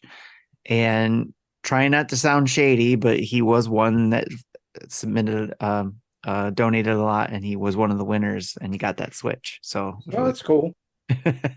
And he played with that Switch, so that was really cool. It wasn't shady. I have the That's not document. shady. Somebody needs to know that his name was truly drawn for that. All right. Anyways, Gordian Quest, some more of that. I played that, and then the Suika game. And then also I mentioned Sea of Stars. Again, that's what I played on the PS5. And although I didn't play Baldur's Gate 3 during this week because I missed it, I'll be playing again this weekend. So looking forward to that. And then a couple of videos that we have on our YouTube channels. I did first looks at Ebenezer and the Invisible World, which is... How was that? It's a post Christmas Carol story. And it's a story about you helping a ghost kind of help a friend who was getting the same treatment as Ebenezer, in a way of trying to show them his, the way that he was going down a path that was going to lead to, damnation or whatever. But turns out even more worse than what the opposite of what they wanted to happen. So Ebenezer agrees to help because there's another bad ghost involved or whatever, trying to do some bad things. So what Ebenezer does is it's a Metroidvania game where you use ghost powers to basically get to the next areas of the maps that you get. It's hand drawn, and it has some pace issues, especially from the get-go. In fact, Sablanc watched it and he said, "Oh my gosh, are they reading you a novel at the beginning before you can start playing?" So it's a long start. You basically are having this conversation with the ghost to set up the story, but it's so long. And you can't... It was funny because I was trying to read it, and it's one of those things where it just keeps going.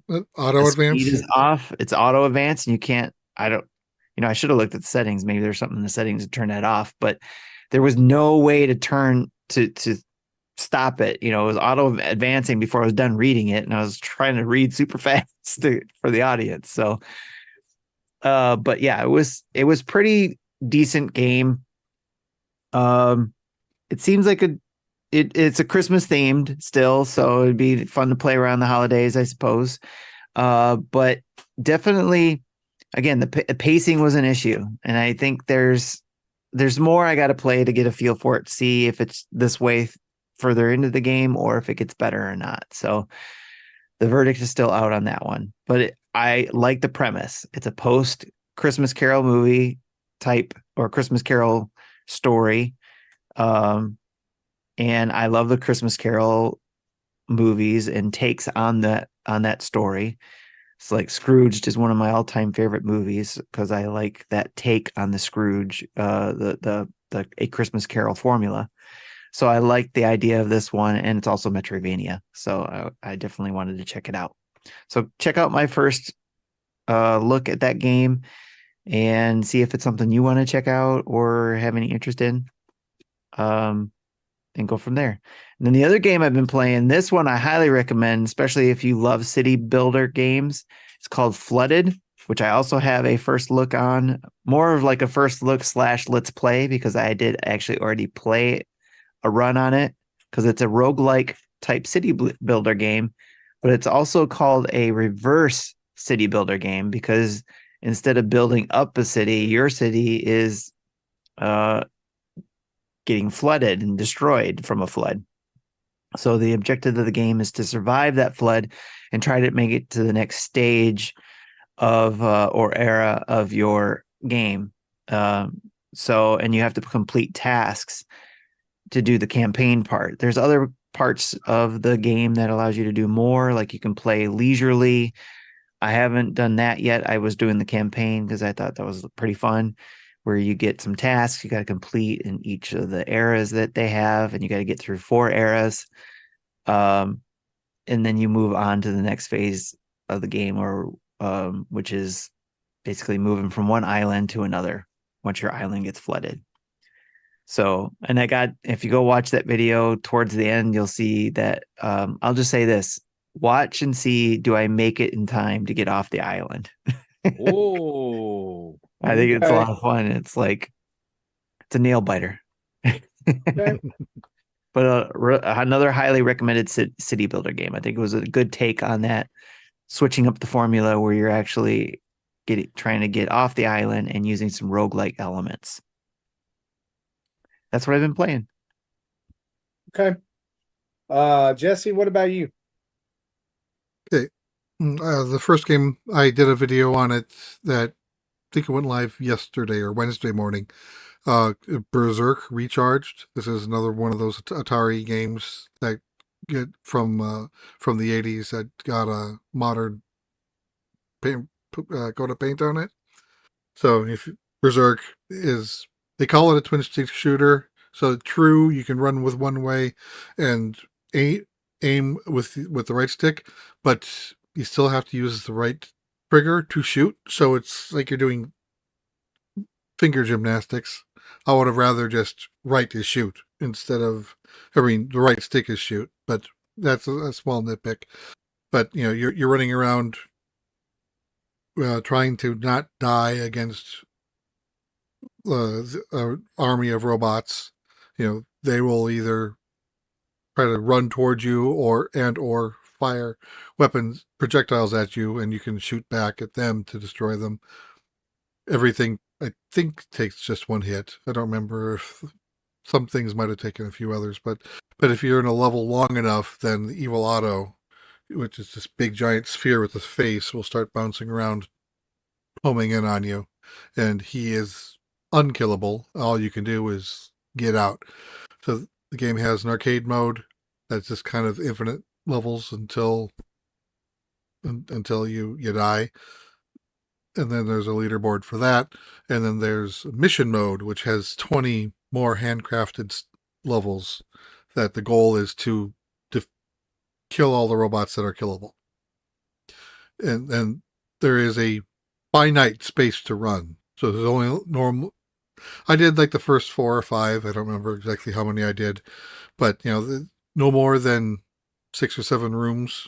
You just have to go hit every room, kill all the robots, and mission accomplished. If you miss a robot, it won't tell you where the one you missed is. You just have to keep on running around until you find it again. And it's got a separate leaderboard for that. That leaderboard is the sum accumulation of all the levels. Again, I only did about 4 or 5 levels at the time of recording. And when I first noticed the leaderboard, I was in second place out of 2 people. So someone else also had a review copy of the game and was able to play it. And I played long enough to get in the first place. I checked before we recorded, and I'm now down to 13th. So, but I could, at some point I do want to go back in, complete all the missions, see where I end up in the leaderboard. I don't think I'll ever actually go back and try for a better score, which is basically beat levels faster. But if I actually like this one. Normally I don't like the remakes. The game, I prefer the old version. While I still think I prefer the old version, I don't completely dislike this one. This one is a game it's pretty good. Like I remember the Yars Revenge one I didn't like. That was another rocket, a Gravatar, I think it was called. I didn't like. But so this one I did like. This one I wanted to check out, so I'll have to watch your video and see. Yeah, it's a short video. I think it was only like 20 minutes, 25 minutes. It's because it's just what I didn't play is just more of what I did play. I don't think there's any new elements just getting in. It's just new maps. So I didn't play for long in the video. Then the next game I want to talk about, Mineko's Night Market, which came out on the Switch in September. and I've heard no one talk about it. Not just us or anyone in our community, but nobody talked about it in any of the podcasts or YouTube channels that I subscribe to. And I'm like, okay, that's concerning. So last week it came out on Game Pass, so that's where I played it. And so the game starts out, you and your dad go to this new town that's kind of run down. You know, your house is kind of in shambles, but this is your house. And you run around, meet the town folks, and you find out, okay, every Saturday night there's a night market, and anyone's able to put up a stand and sell whatever they want. So you kind of get talked into, oh, you're an artsy crafty person. Why don't you collect these flowers and make things out of it and then sell them? So, and every day you have a limited amount of energy that picking flowers consumes this energy. And then eating food or drink will fill it up, but you can only do that up to 3 times a day. So there is definitely a finite number of things you can do in a day. So basically your first week is running around, picking your flowers, making things. Then you go to the first night market Saturday night, and there is literally 2 other booths besides yours. There's room for probably 50, but there's only 3 booths right now. So you sell the items, get some money, and then you go to the other booths, spend some money, because I've unlocked 2 museum buildings, which work very similar to Blathers. You know, you have to supply the items in this museum. I don't know why they just don't do it themselves if they're the ones running the museum, but apparently it's on me, the new kid in town. So I spent some of my money to populate some of those items. Week 2 starts, and I learned that if I buy a tool from the tool shop, the bus driver will take me to a new location. So, okay, I need to buy an axe. That costs $600, and I only have $300, which means now I have another week of doing nothing but making flower crap and selling the flower crap at the end of the week. Is that the official name? It is now. Because I was talking with John Blanco, who got our review code that we provided to him, and he did a video, and then his wife started playing it, and I watched his video. Load times are horrendous on the Switch. I don't have the problem on the Xbox, so that's fine. But he said his wife was got into week 2 like I did. But when you at the end of every day, you go back into your bedroom and hit the bed and to go to sleep to run the next day through. On the Switch, I don't know which day in week 2, but every time he tries to go to sleep, crash. So he is at a lock. He cannot advance until they fix whatever that problem is. I didn't have the problem. I was able to do the second week of the second night market, which added 2 more booths. And this time I didn't buy anything because I needed to save my money to buy this stupid axe. So week 3 starts. I buy the axe, get to the new area. And what I didn't explain in these other areas is there's these agents running around. Don't know why they're there, but they have these cats trapped. You have to go and save the cats. And that's kind of a really annoying gimmick. I'm not a fan of that. You have to do that before you can do what you're really in those areas for, is to harvest whatever materials you need. So I now have the ability to harvest paper, and then I can make paper items once I buy a paper crafting table, which costs $800. I don't have $800, which means a 3rd week of messing with flowers. And I'm like, I think I'm done with this game. I'm gonna be honest with you. Just hearing this game sounds like it sucks. It is very slow paced. It sounds like they looked at the market for games like this and it's like, you know what I think is moving way too fast? Animal Crossing. And also Stardew Valley moves way too fast. Yeah. So let's produce something All right. akin to molasses. Okay. Right. And then, so now that eats to a new location, the grand total of these tools is like $1,800. So that's probably at least 1 week, if not 2 weeks, of only dealing with flowers to finally unlock paper. And then depending on how much the paper products sell for, we're looking at probably another month of in-game time before you can get the 3 tools. So I'm like, all right. And then after all this, I looked at the Metacritic score.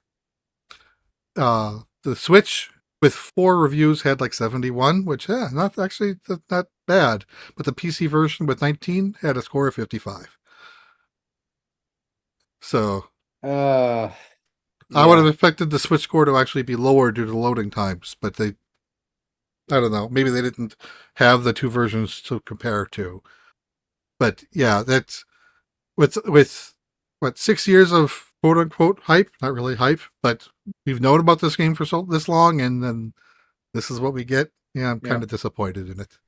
Well, speaking of somewhat low Metacritic scores, let me share with you the other final game I was playing this week, and it's a Nintendo first party game, which is kind of surprising for it to be in the 70s, I think, and that's WarioWare Move It, which is the brand new WarioWare game that came out this past Friday. I was super excited for it. We got a code from Nintendo, thankfully, because I'm going to say this right here, right now, guys. I would not have paid for this game. And I'm super disappointed.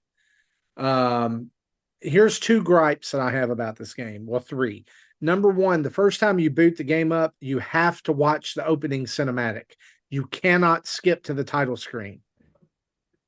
Like, that's super weird. That every time you boot it? No. After the first time, you can skip. Okay. No cutscenes in this game are skippable the first time you watch them. Wow. Now, I understand the choice for that a little bit, because the cutscenes, like when you're starting each individual level in story mode, they do teach you the forms that you have to use to like do the games. The other gripe that I have with this game, actually, I'm now discovering more gripes as I'm talking about gripes. Here's a second gripe. This game is absolutely unplayable in handheld mode. There is no value to this if you're a handheld only player, because you must have 2 Joy-Cons ready to go, and they must be, hang on, gripe number 3, they must be attached to a rail, because there's a mechanic in the game that has you literally drop the Joy-Cons. Oh, no. For one of the forms. So they're like, be sure you have the rail and strap on, because the drop form means you have to drop the Joy-Cons. And you don't know when it's coming. This is my 4th gripe for the game, is that in the games that you play, a lot of times I had no clue what I was supposed to do. Because if they give you a form, and you can go watch the video that we have up on YouTube about this, here's the form, is the Skyward Sword. Well, I don't know what it's called. The Skyward form. You hold the Joy-Cons with the sticks facing outward from your palm, thumbs on top of the buttons, and you hold them above your head like this, right? So in one of the games, it says, put out the fire. They first start by teaching you, like the very first game that you play in this form is windshield wipers, right? That seems pretty intuitive. In this one, they've told you to put your hands up. Now you have to move over with a bucket, get water in it, and fling it to the side. my to put out a fire on a house. The problem with it is I've always thought that the WarioWare series was brilliant, because they give you 5 seconds or so to complete a game, and everything is super intuitive. Like press the A button, right? Like, or use the control pad to move the character. And this muddies that water a lot. And then there's like, starting with the second stage, there's multiple forms per stage. So on the stage that you learn the Skyward thing, you also learn Knight, where you have to hold the Joy-Con like a sword. Here's the 5th gripe, is that y'all remember how the Joy-Con are not very precise for movements? This causes you to end up failing games. Ouch. So there's one form called Macaw. That's literally the name of it, where you put a Joy-Con to your nose and one at your butt and bend over like a chicken. Every time I did that on video, where's the footage of this? We didn't have that. That one got played at home. It also had very unintuitive games. I totally get what they're trying to do with this game, but y'all, I've played it twice, and both times is like I'm not really having all that much fun. It's frustrating. Yeah, Drew was talking about this game as well, and he had similar opinions. If you have a finite amount of time to get into said form, if you're not in the form when the game starts, you are not synced and you can't pass. Yes, and that's bad when you're trying to teach a kid to play that. Right? Because right. He has younger kids. You'll like this game. And so I was like, it's all motion related. She likes Just Dance. And I was like, you have to be like, she failed a couple of games in a row. And I was like, no. You have to be in the form at that certain time. Like when it says sky form, you have to do it right then. When it says night, and think about this, y'all, it's speeding up as you go. Right? And by the time you get to like the 4th level where it's like you're all the characters you've collected so far are on a bus and all of the games are mixed up, it's tough. So I can't in good conscience give it like a fantastic score. I give it like a 7 out of 10, which is not bad, I guess. And I think this would be a lot of fun at parties. Like, with gatherings of people, but it's not very fun by yourself. Yeah, it sounds like it requires people to really pay attention. So it does. And you need a party to play it, but a party probably isn't a good situation I really just want to go back and play WarioWare Gold on the 3DS. Like, this is 2 WarioWare games on Switch, which is a lot of WarioWare games in one console cycle, if you think about it. And both of them have had gimmicks I hate. Like I really don't like. I did not like the get it together, let's move a little bitty character around the screen and do all the mini games. I didn't like that. I'm not really digging the motion thing. Oh, I forgot about that one. Like the thing is that, when Smooth Moves was out for the Wii, that was one of my favorite WarioWare games of all time. And it worked. It really worked. And the Wii Motion Plus at the time just made it better. And so it didn't come out in Wii Motion because there's no calibration. A vertical Wii remote is still a vertical Wii remote, whether you do it right away or not. Yeah, starting with the Wii Motion Plus, where it required precise timing with the syncing. Yeah, and that I agree. would cause problems. Well, guys, those are the games that we've been playing. We've got a couple of questions in the community spotlight, so let's head over there to finish out the show.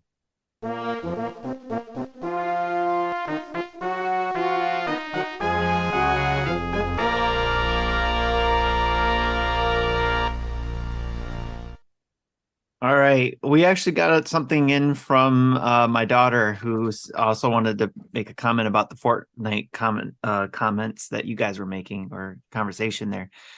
She said, I think Fortnite is doing a money grab thing because they just got sued for lots of money, lots for false purchases on people's accounts, whether it would be a kid using their parents' card, or some cases being people being locked out of their accounts. And when they get it back, there is more or less V-Bucks or new items they didn't purchase. So I would say that sucks. Yeah, that was from her perspective, is how she feels it is, the money grab thing. So it may be. Yeah.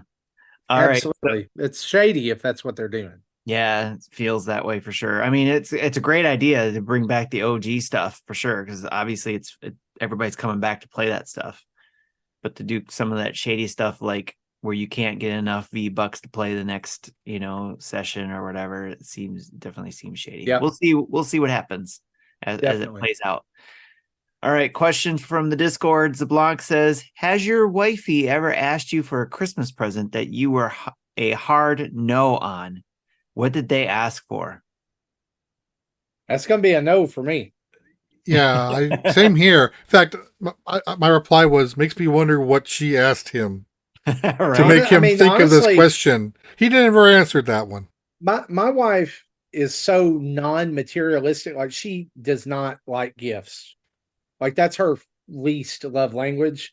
And so, I mean, there's things that I can get her that she has liked. And I, like, I have to be really careful about gifts. She doesn't want to spend a lot of money.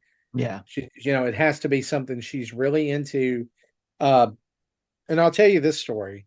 One year, I thought, like, I've always been trying to get her into playing more video games. And so one year, this was back when the Game Boy Advance was still out. I bought her the classics version of Dr. Mario for the Game Boy Advance. They did like the NES Classics lineup on that for a while. So I bought her Dr. Mario, and when she got it, she was like, "Oh, why would you buy me this?" She was like, "I'll play it," but it wasn't like I kept talking it up. I hyped her up. I was like, "You're gonna love this. You're gonna love this." And she opened it, and she was like, "Oh, yeah, it's okay." Well, she didn't really play it, so I took it and traded it in. And to this day, she will not let me forget that. You took my game that you gave me and you traded it in. I was like, well, you weren't playing it. I could get a few bucks for it. Why do you care? It was mine. Well, play Dr. Mario on the NES Classic. I don't know. And it did. What about you guys? Anything your wife ever asked for and you were like, no? I can't. Nothing's coming to mind for me either. Usually, my wife's the same, where she doesn't really want anything.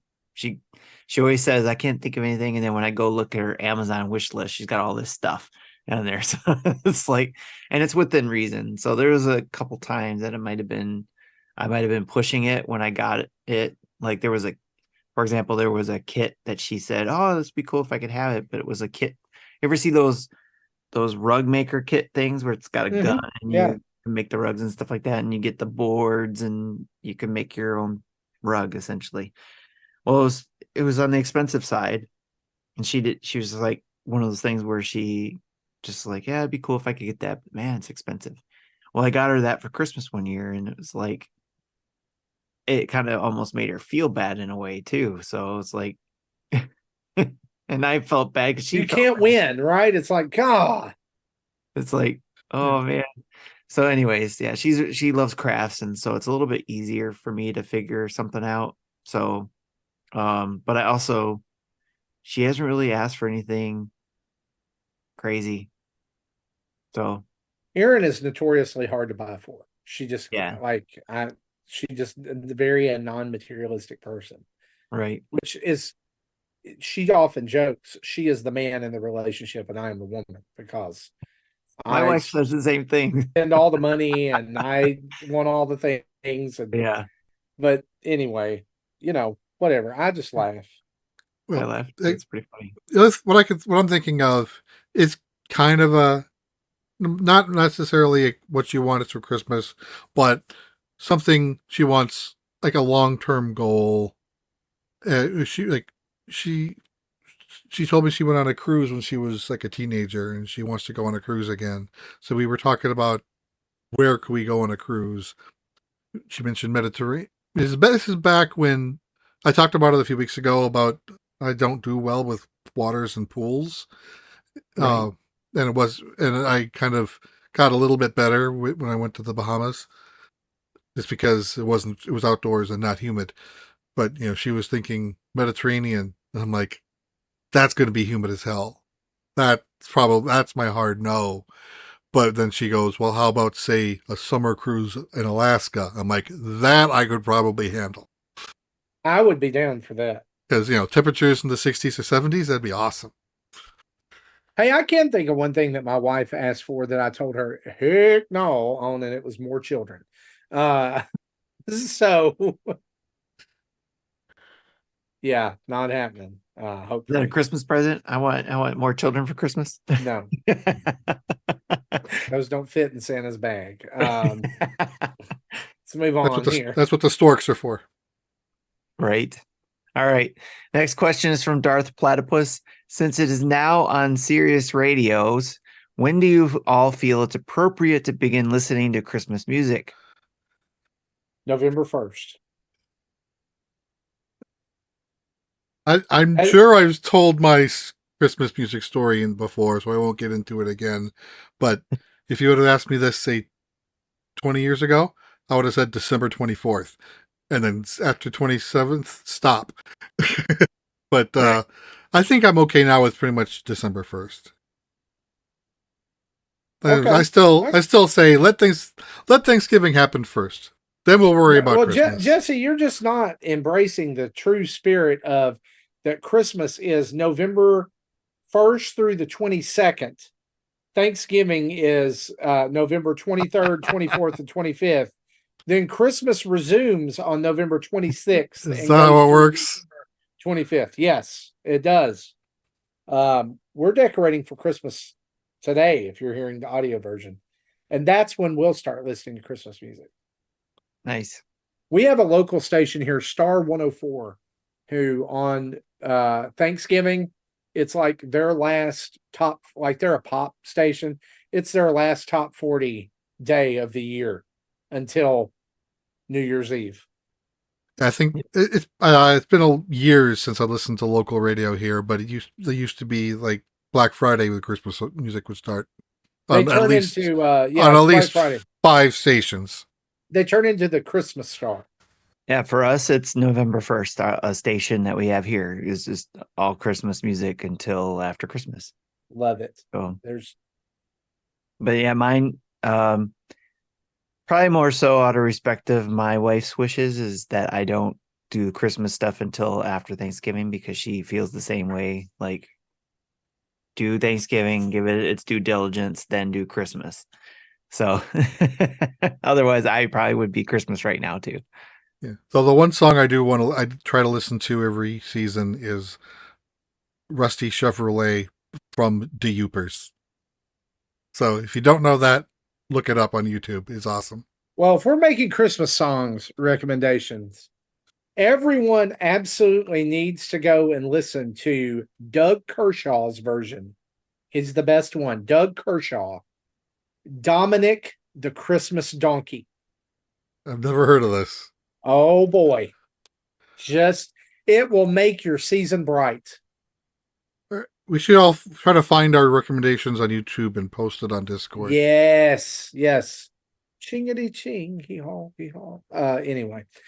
You just got to go listen to it. Guys, we still got to actually mail too. But I'm going to create a Discord channel where everybody in our community can put their favorite Christmas songs in. How's that? Yes. And then I'll maybe on the show someday I will share the story of how I made my children cry over Christmas music one year. Weird Al was maybe that's the post show. That's all I'm going to say. Oh, I want to hear this story then. Yeah, well, you can let us know in post show. Yeah. Play that voicemail then. Hey, Nintendo Dads, it's me, Christian, and I just wanted to call and say, oh my goodness, today was an amazing day because 2 of my favorite franchises had announced their next movies. Ghostbusters let out their trailer for next year for the new Ghostbusters, and we get a live-action Legend of Zelda. Woohoo! Alright, so here's my question to you guys. Who would be your pick to play Ganondorf? This would be my 2 picks. It'd either be Willem Dafoe or Hugo Weaving. I mean, I think those 2 guys would be an excellent Ganondorf. It would be awesome, I would think. It'd probably never happen, but you know what? One can dream. And just so you know, my pick for Link, it's not possible, but this would be my pick for Link. A young Michael J. Fox. That would be my dream. I know, a little offshoot there, but anyways. I hope you guys have a great day. Hope you're enjoying your week so far, and I'll talk to you guys later. See ya. Oh, yeah. When I first heard about the live action Zelda, the first person I had thought of for a Ganondorf, Dwayne Johnson. And then hearing other discussions, two other people came to mind. But I'll answer those. I'll let you two give your answers before I go off of what other shows said. Willem Dafoe is a brilliant choice. I think he would do a fantastic job. Hugo Weaving can go slam his face in a car door for as far as I can hear. Wow, what'd he do? Well, you know, a few years ago, he basically said he basically flipped the entire nerd community off, and basically here was his quote about the Transformers movie. His role as Megatron. It was one of the only things I've ever done where I had no knowledge of it. I didn't care about it. I didn't think about it. They wanted me to do it. In one way, I regret that bit. I don't regret doing it, but I very rarely do something if it's meaningless. It was meaningless to me, honestly. So he can go somewhere. I don't care. All right. Anyway, I like him as an actor. I think he's great in The Matrix. But don't trash Transformers. You can, I guess you can if it's the movie verse Transformers, because those are garbage. So maybe I do agree with him. But anyway, my actual answer is I'm gonna stick with Willem Dafoe. He's gonna have to bulk up for sure. Yeah. Well, they can CG CG. And he may be, look, honestly, he may be a little old. You know who most people are going to say? You know what I think most people are going to default to though? Jason Momoa. That was one of my other two. I don't think it's. I think it's fine if the person is older, because I was going to recommend Lawrence Fishburne. Okay. Yeah. I think he would do excellent because the way he carries his voice and his presence, I think would be an awesome Ganondorf. Okay. The other one I've been hearing about is Dave Bautista. Oh my gosh, yes. Right. Yeah, he would be fantastic. That was another one I thought of too. Yeah. For those who don't know who he is, because I didn't based on his name, he plays Drax the Destroyer in the Marvel movies. Yeah. So. Well, and physique-wise, Chris Hemsworth could probably pull it off as well. I just don't know if he can pull off the actual. I mean, he's known more for, I think, his comedic roles. Yeah. I don't think Ganondorf needs to be comedic. He does pretty well with good, solid roles. Like there's the Netflix movies that he's done that's pretty serious, Mm-hmm. In those characters, and maybe a little one-liners here and there, and I think with the way he delivers stuff, if Ganondorf has any good, one-liners to throw at Link, maybe that would be a good one too, for sure. But yeah, that's definitely a possibility. Link is really a tough one for me. The only other thing I could think of, and I don't know their names, is maybe one of the kids from Stranger Things could potentially play Link. They're up and coming, and maybe not so much, maybe not necessarily no name, but Wolfhard. Not big either. What's that? Ben Wolfhard. Yeah, I don't know their names. He's Mike. He's Mike on the. Okay. But I mean, he's 20. I mean, you can always, Yeah, it depends on what version of Link they're going to be doing here too. So, I think Ben Wolfhard would make a good Link. Yeah, I imagine the movie will focus on your more traditional teenage or young adult Link. So a 20-year-old should be able to play him just fine.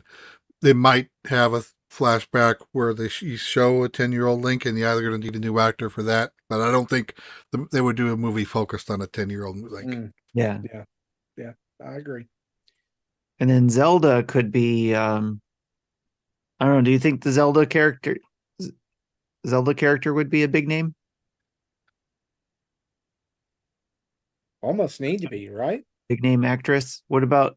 Do you think maybe not Zelda, the character itself, but a role for Zelda Williams to play in the Zelda? She's got to be in the movie. Yeah, she's got to be in the movie somewhere. Right. Like a cameo of some sort. That would be awesome. Yes. Yeah. That would be cool. So does Cody Rhodes too. Has Zelda Williams done anything recently? No. The last time I've heard of her, that she voiced a character in the King's Quest series from the 2015, 2016. I don't know if a lot of people remember, but when Cody Rhodes debuted in the WWE, he had boots on his boots. They were green, and he had a Triforce on his boots. Nice. Never mentioned it. I forgot about that. I don't know if I ever noticed. So, we joked a lot about Jack Black playing certain characters too, but I think Jack Black could play one of those rock people characters. Korok? Yes. I think he could play one of those characters. Or he could be Hestu. Okay. Hey, listen. God, they're going to cast that fairy, and you know why they're going to do it? Because they can sell 1 million billion toys off the fairy. It's going to happen. It's going to happen. Great question, Christian. Well, they never said who had the toy rights. Well, they will. There will be toy rights. Oh, I'm sure there is. I'm sure merchandising has already been figured out. They just haven't announced who's in charge of it. More than likely Jakks Pacific, because they handle the Mario movie toys too, as well as the regular Mario. We'll see. Well, guys, that's episode 452 of Nintendo Dads. A huge thanks to our Patreon producers, Dave Ernsberger, Jacqueline Amira, RJ Kern, as well as our 90 plus other patrons who help us out over at patreon.com/Nintendo Dads, where you can join up with the greatest community on the internet and sponsor the show and all of these shenanigans you hear each and every week. Special shout out to our 17 Twitch subscribers and over 1,421 Twitch followers. A shout out to our over 7,100 YouTube subscribers as well. You guys are awesome. Basically, anybody who supports us, thank you. Thank you. We would not be here if it was not for you. Remember, Extra Life's going on this weekend. I'll be live from 6 a.m. to 6 p.m. on Saturday, November the 11th. So come by the Nintendo Dads Twitch, YouTube, and Facebook. Check us out and make a donation. Also, be sure to check out our website, nintendodads.org, for Spotify podcast feeds for all of our shows, as well as our family of podcasts, Dads After Dark and Retro Logic, with their whole family of podcasts as well. You'll also get our newest YouTube videos and tweets, links to all of our social media, Patreon, Extra Life, and, of course, all the merch you could ever want. You can head over to manscaped.com. We want to thank them for sponsoring us. You can get 20% off your order with free shipping with the code NINDADS. That's NINDADS. Manscaped makes great Christmas gifts, and you can go over even you get 20% off on the Peak Performance Plan every when you re-up. You get free shipping and 20% off on that as well. You can also head over to HelloFresh.com and get 50% off and no shipping on your first order by using the code 50NintendoDads. 50 Nintendo Dads. You can get you some tasty food over at HelloFresh.com. Want to thank them for sponsoring us as well. Send us an email with your questions at nintendodads@gmail.com, or be like Christian and call and leave a voicemail at 929-25-NDADS.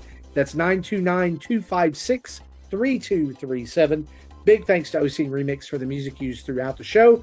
And reminder, wherever you download us in your favorite podcast catcher of choice, if you leave us a brand new 5-star review and some written words during the month of November, you can be entered to win a $20 eShop gift card. And hey, doing it just pushes us up the charts, helps more people find the dads, and makes the world a better place. For me, for Justin, for Tim, and Jesse, this has been episode 452. We'll see you next time. Bye-bye.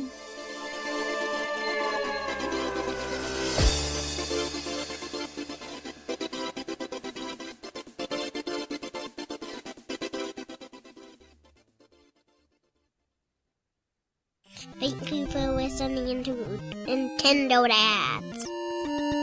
I don't know what animal this is or what Pokemon this is,